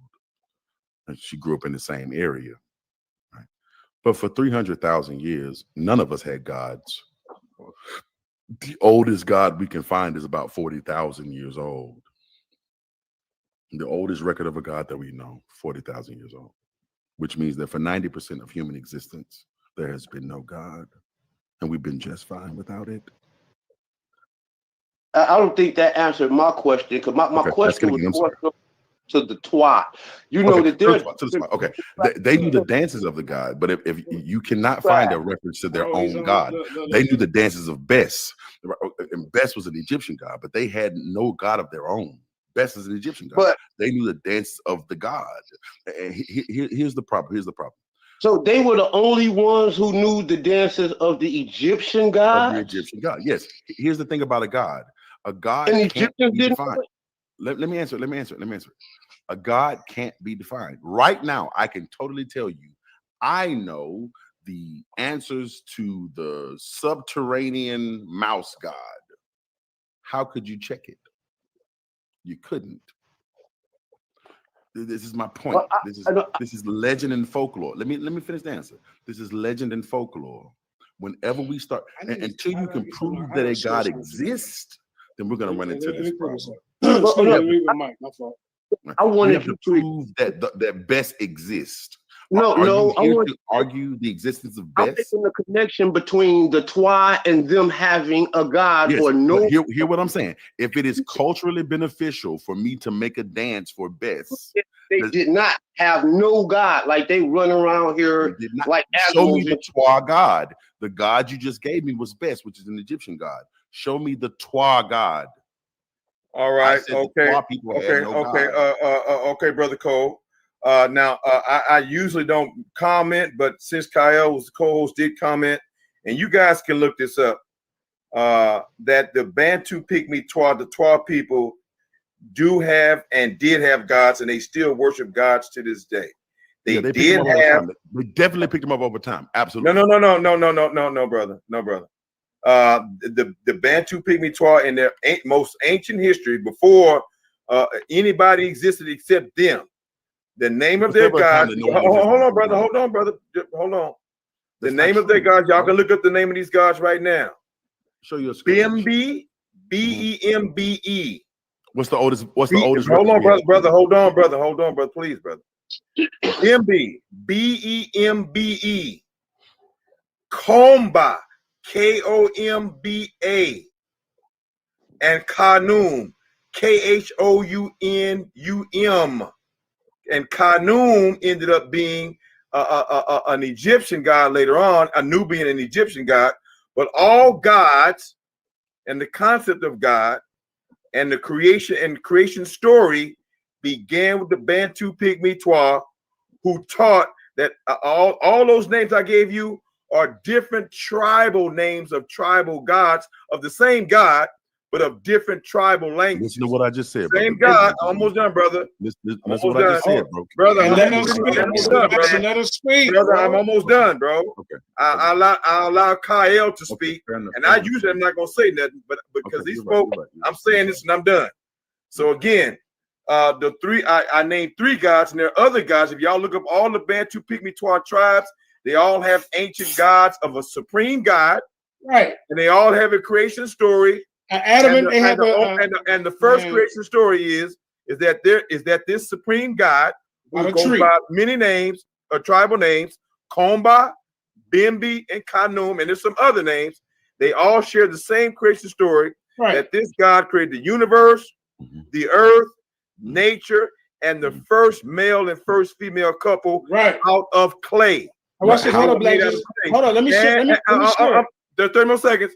And that is the oral history and the oral origin of the book of Genesis story. Why am I fighting against the host of this show? But go ahead, Jeremiah. Go ahead. Hold on, bro. How you fight when Kyle was asked the question? I told him to shut up too. But why you crying, man? I didn't interrupt the people all night. I told him to shut up too. I told him to shut up.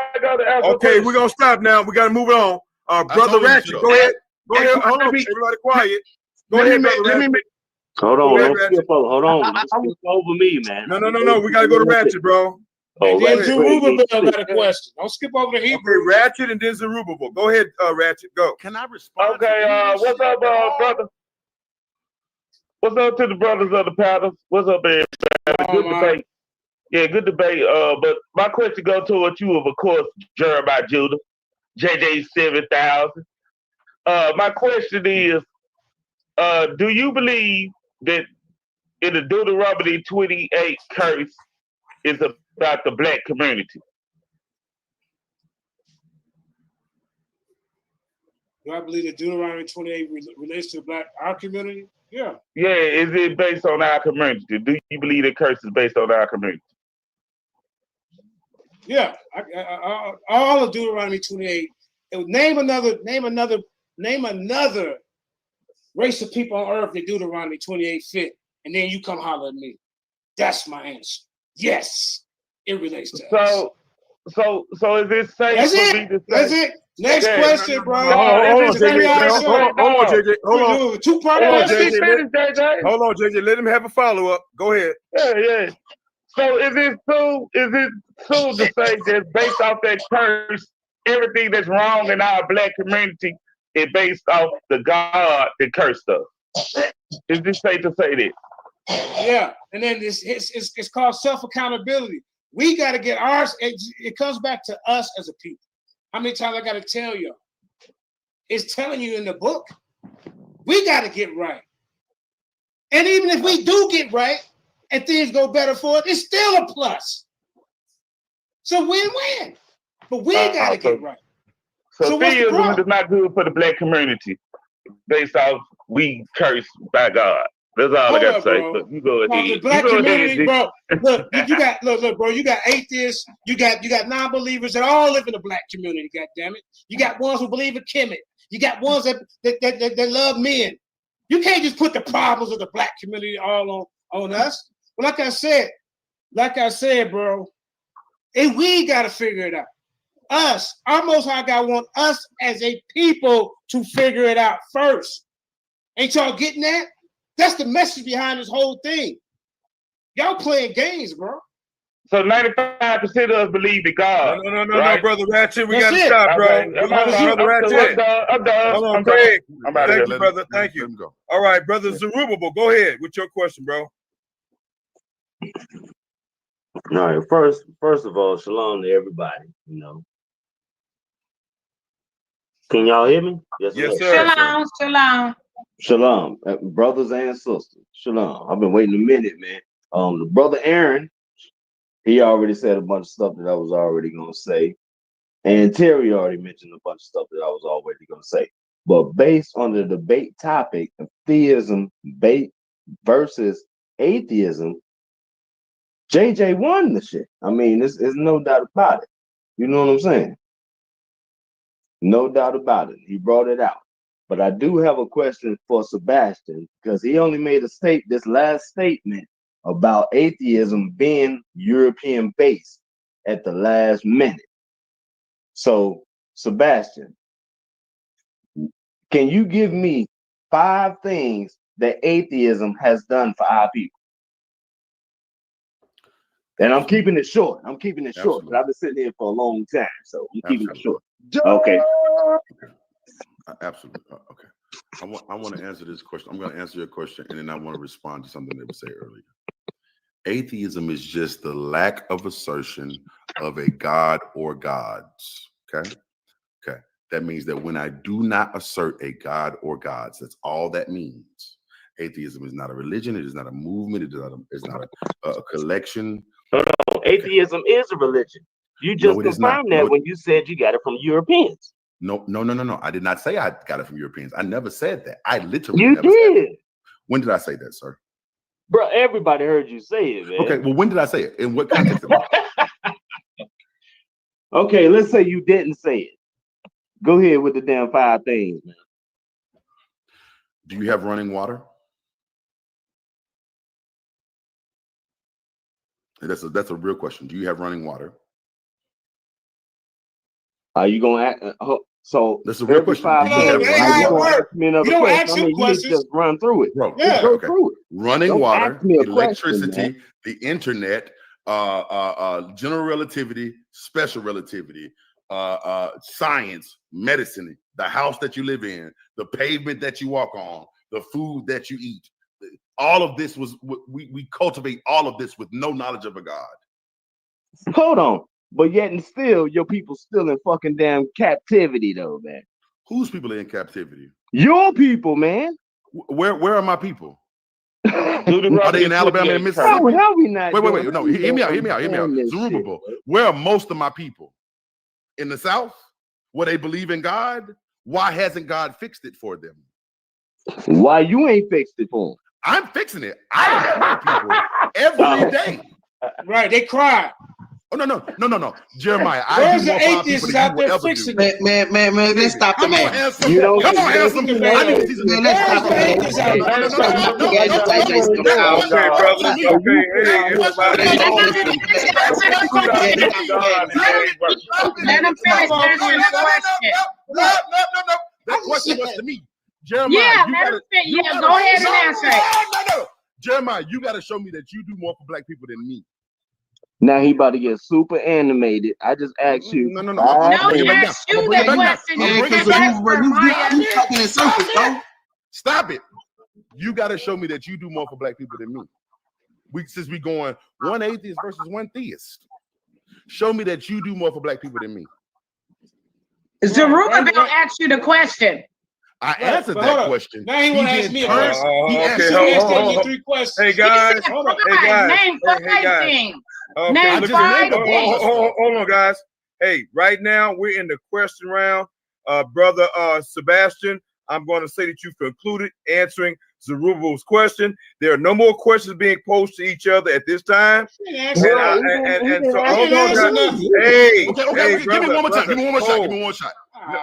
You have running water. Running water does not preclude a God. You have gravity. Gravity does not preclude a God. You have lights in your house. Lights in your house do not preclude a God. You have clothes on your back. Clothes on the back do not preclude a God. You have a school. Schools do not preclude a God. I got grass. Okay, could you name the atheist that did it? Could you name that atheist that did Yes. it? He claimed that Charles Darwin was an atheist. He taught us most of the shit we know about biology. You said he wasn't. Every Tylenol you take. Hey, Terry, you catch that? No, he easily ain't. No, all right, okay, guys. guys. Show off, man. Okay, guys. Hey, Sebastian, man, Okay, you go guys. over their head. Hey, let me You go over their head. You ain't got no understanding, man. You got caught. Hey, Ain't nobody got no God. Ain't no God did none of You that. got caught. Ain't no God did none of that. All right, everybody, I need everybody quiet. Hey, what the atheist did? I need everybody quiet. Hey, guys. Even you. Mute him. Stop. Please, no. Mute him. Stop. We are either talking about. Brother Come on, Cole. mute him. Yeah, Brother please. Cole, hold on, brother. There's only one moderator over here, Brother Cole. Brother Cole, there's only one moderator, bro. Brother Cole, there's one moderator, sir. Or atheism. Brother Cole, there's one moderator here, brother. I told you, atheism. Brother Cole. Atheism. Brother Cole, We're either talking about atheist or Brother atheism. Brother Let Cole, I Black am the Minister moderator. go. Golly. This is Brother how Cole. atheists Y'all work. been setting me up the. Oh, Y'all Brother been setting me Cole. up the whole fucking time. It's It's a breakdown. the time now. It's a little Brother breakdown, Cole. y'all. I told you it's how atheists act. Okay, brother Cole. It's a prime Thank you, brother. example. All right, there's one get out the moderator gas. here. Hey, JJ, I need you to be quiet too, Yeah, please. JJ Muse. I need you to be quiet. Brother Cole and everybody, when I start talking, guys, and I'll let y'all fuss and everything, you try to get it out, maybe y'all try to work it out, but we're not there now. We're about to end this debate. We're 3 hours and 15 minutes in. Karima, if you will put the link in the chat one more time, I think 1 or 2 more people had a question, and you will answer those questions, and we're going to end this show. Put the link in the chat one more time, Karima. And I want my question to be repeated because he still ain't answered. No, sir, we're done. Coming over there. Zerubbabel, I need you quiet, bro. Concrete. Okay. Brother Zerubbabel. Okay, no doubt. All right. I need you quiet, bro. We're done. He didn't answer. He ran Zerubbabel. Don't worry. Okay. Let me answer it again. No. You're running water. You answered it. They just don't understand. They just don't understand, Sebastian. Okay, hold on for a second. Just let him try to answer. Just everybody until the quiet. people come on. Let him try to answer question until the people come on. Let's No, that's it. It's over. That's it. Now he'll He need said to I didn't answer his question. He should allow me to answer it. Go Your ahead, running bro. water does not. What? Hair grease? What you say? Bro, the hair grease you use does not preclude a God. Exactly. The You cereal don't that preclude you a use does God, not nigga. preclude a God. You can't understand that. We never How you said can't everything understand needed that? God. We never You said can't say that. what did atheism do? Nothing. I'm tripping, man. Atheism did everything you see. Anything humans did, you personally said. Jeremiah personally said that. Where they at in the neighborhood, bro? Where the churches Wait, Jeremiah. No. Where are the foundations? Now you telling me nigga you got half Greece? Hold on, half Greece came out. What has these atheists done for our community? Where these niggas at? I'm gonna tell you. He want to talk about some simple shit. You just let me see in the present, the flesh. Jeremiah, you said that God was waiting on us to do something. That means we got to do it theos. We have to do it without God. So everything that gets accomplished in this world, God is waiting on us to do something. I said I talk to God first. Then we go. No, that's not what you talk to God. How you talk to God? I pray to him. What he say? What he say? Don't worry about what we talk about, bro. I want between me and him. That's what I pray for. Like, hey, when I pray, some things happen, bro. But that's my personal shit. Hey, hold on. Since the brother didn't like my first question, can I answer another question? Can I ask him another question, man? I actually loved your first question. It's up to him if he want to answer it. And I'll take it's up to you. And after that, we got to wrap it up. We got to talk about tomorrow's debate and next week. Go ahead. Right. And before y'all get to saying anything, I want to say to Kanye, nobody blocked you, nobody kicked you off. So don't get to saying that, because I'm the only one in control of the mutant, and I'm the only one in control of the kicking off, and I didn't kick you off for nothing. You wouldn't have been in the comments making a comment. Right. See the treatment I get when you get over here, but over at Garfield, and when I went over there, they kicked me off. You see, when we and Sean debate. Now he trying to bring that same badness over here. Kyle, cut it out. I'm sorry your friend lost, but he still did all right. Okay, no doubt. Sebastian, hey, can I ask you another question, man? I see you leaning back, man. Like you damn, hope you don't say another one. Now, I'm sorry about that. Go ahead. No, cool, man. That's cool, man. Keep it composed. Hey, you do know the difference between macro evolution and micro evolution, right? No, I don't. We want to explain. You don't? I do not. Then you need to stop talking about evolution. Okay, first, can I answer this? Was that your question to me? That was a question you just asked. Okay. You said, no, do you notice that in my rounds I didn't mention evolution? Did you notice that? Huh? Do you know that in my rounds I didn't talk about evolution? I did not make a round about evolution.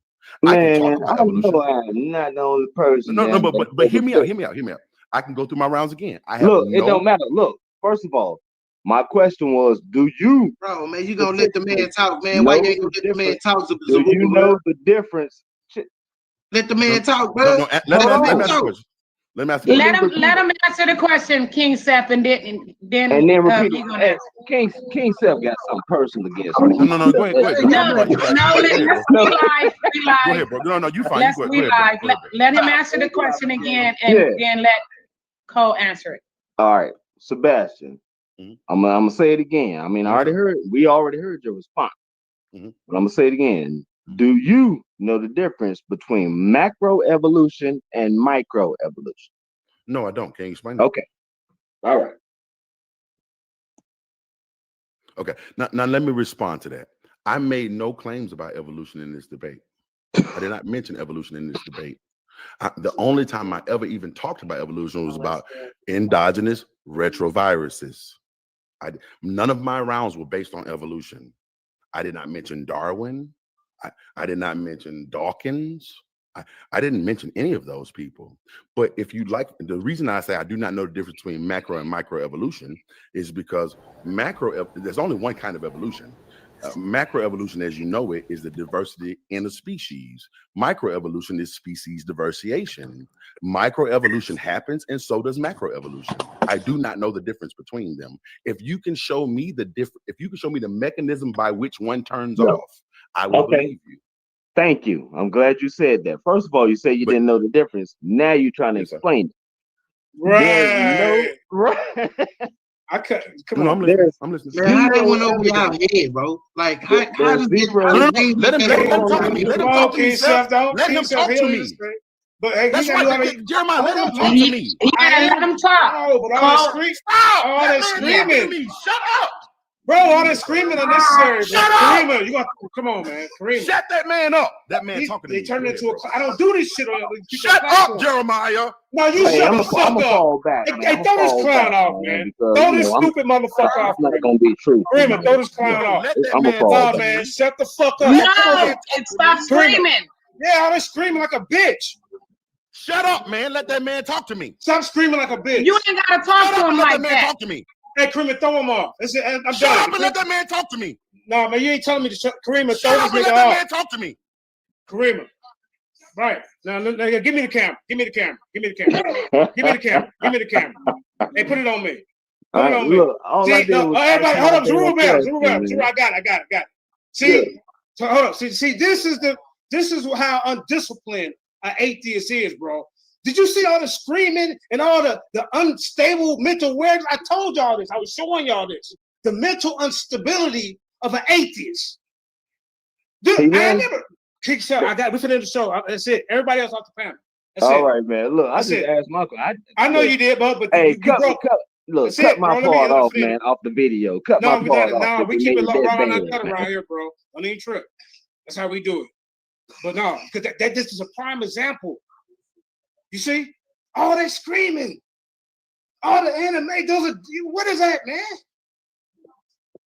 Bro, everybody had a chance to speak. You had ample amount of time to speak, bro. But you and Kyle, I asked you respectfully to come over here, but then y'all turned it into a clown show. Soon as Kyle came on here, it got. Go back and watch it. Then it got out of order because Aaron wanted to speak. This is the actions of atheists. There's no discipline. They do as thou will. So, and all in all, it was a good debate. I hope everybody got some information out of it, man. Yeah, and You know that's what why I'm I saying? started my piece. Based on the whole damn debate topic, you got him. It's over. He didn't want to accept the shit. Then when the questions come out, no, I don't know what it is. Man, put King Then Self you on. come Put around King and Self say, on. Hey, one, you go ahead and end it, bro, man, because I'm getting sleepy. It's been 4 hours, man. But yeah, that was a classic debate, man. Appreciate y'all staying on watching. Support Titans Debate League. Peace and blessings to DJ Genesis. Shout out to the Lions Den. And hopefully we can make some classics over here. My debate with DMG preliminary will be Thursday. Coming up Thursday is Black Existentialism, the best ideology for Black people. He gonna lose that. I'm gonna tell you that right now before the debate even start. He in some trouble, and he know it.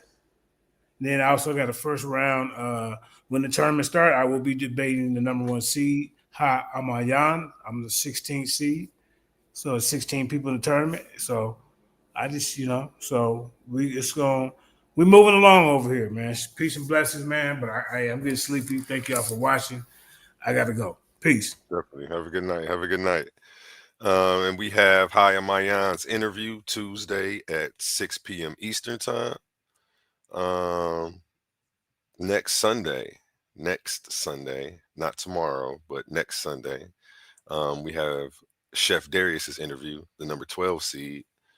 And coming soon, we have Honey Clark's interview. She will be debating in the tournament, and she will be debating for this $500 The community grand becomes prize. the battleground. Open panels, real voice. In a world where ideas collide and voices rise like giants, a new arena has opened. Welcome to Titans Debate League, where articulate warriors step forward, not with fists, but with words, not with weapons, but with truth. Here, the community becomes the battleground. Open panels, real voices, the questions that keep you awake at night, the issues that shape our world. Everyone has a chance to rise, to be heard, to see if their information will reign supreme. Will you watch from the sidelines, or will you step into the arena? Subscribe now at Titans Debate League. And again, there's a $500 grand prize for this. It's a 16-man tournament. All the slots are full, and we have a few backup debaters just in case. So yeah, this is one you're not going to want to miss. And again, we're going to be doing Titan interviews on all 16 contestants, so that way you can see what everybody stands for and who will be debating. You still there, DJ Genesis? Yeah, I'm here. I'm here. Okay, okay. Yeah, if you have any debaters, send them my way. We're going to be doing some preliminary debates on the channel, just so we can get the format practiced and underway. And I saw your channel. Yeah, you got some dope content on there. Oh, thank you. Thank you. Want to shout your channel out for everybody still watching? Yeah, it's DJ Genesis Detroit. I just got off of a thing.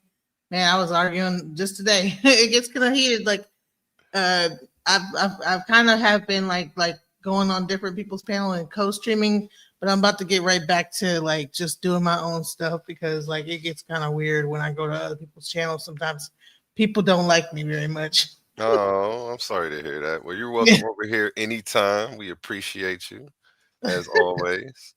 And you have a good night as well. I have to get up and get to work, even though I stayed up all night. Oh, wow. You have to go to work. Okay. Yeah. You have a great rest of the afternoon, and everybody in the crowd have a great rest of the afternoon as well. Remember, go ahead and subscribe to youtube.com/ @Titans Debate League.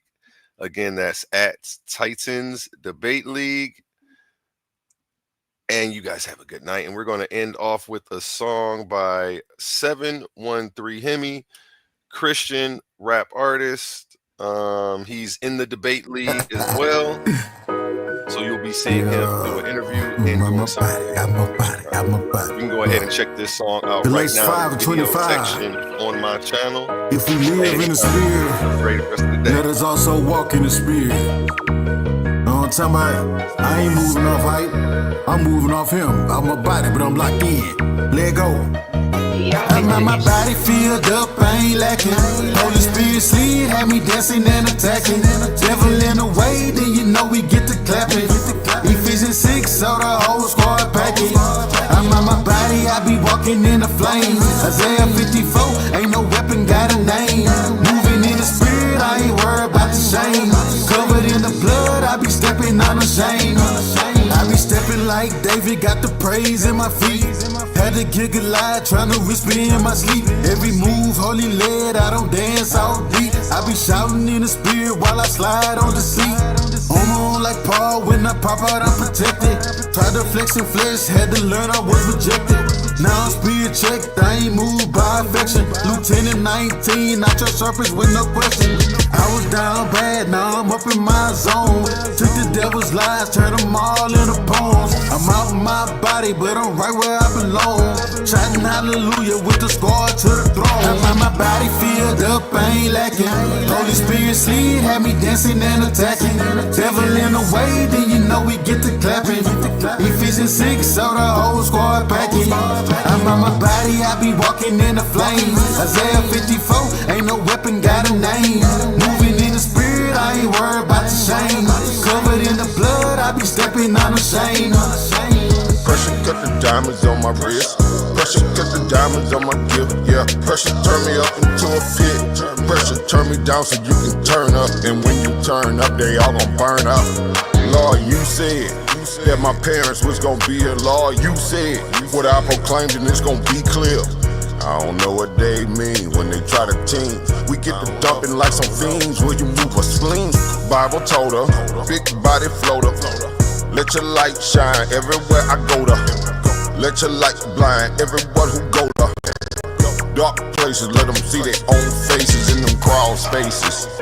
I keep it way too much OG, my nigga. Tell me, how do you consider it's gon' be? My nigga ain't gon' go down that way. Yahweh or no way, Yahweh or no way, no way. My body filled up, I ain't lacking. Holy Spirit slid, had me dancing and attacking. Devil in the way, then you know we get to clapping.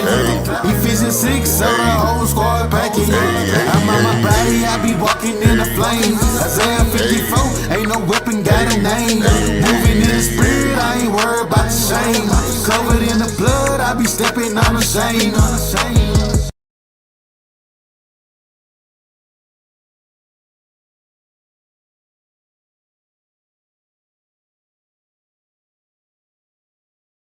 In a world where ideas collide and voices rise like giants, a new arena has opened.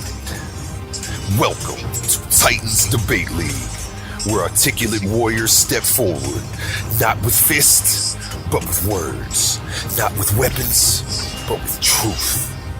Here, the community becomes the battleground.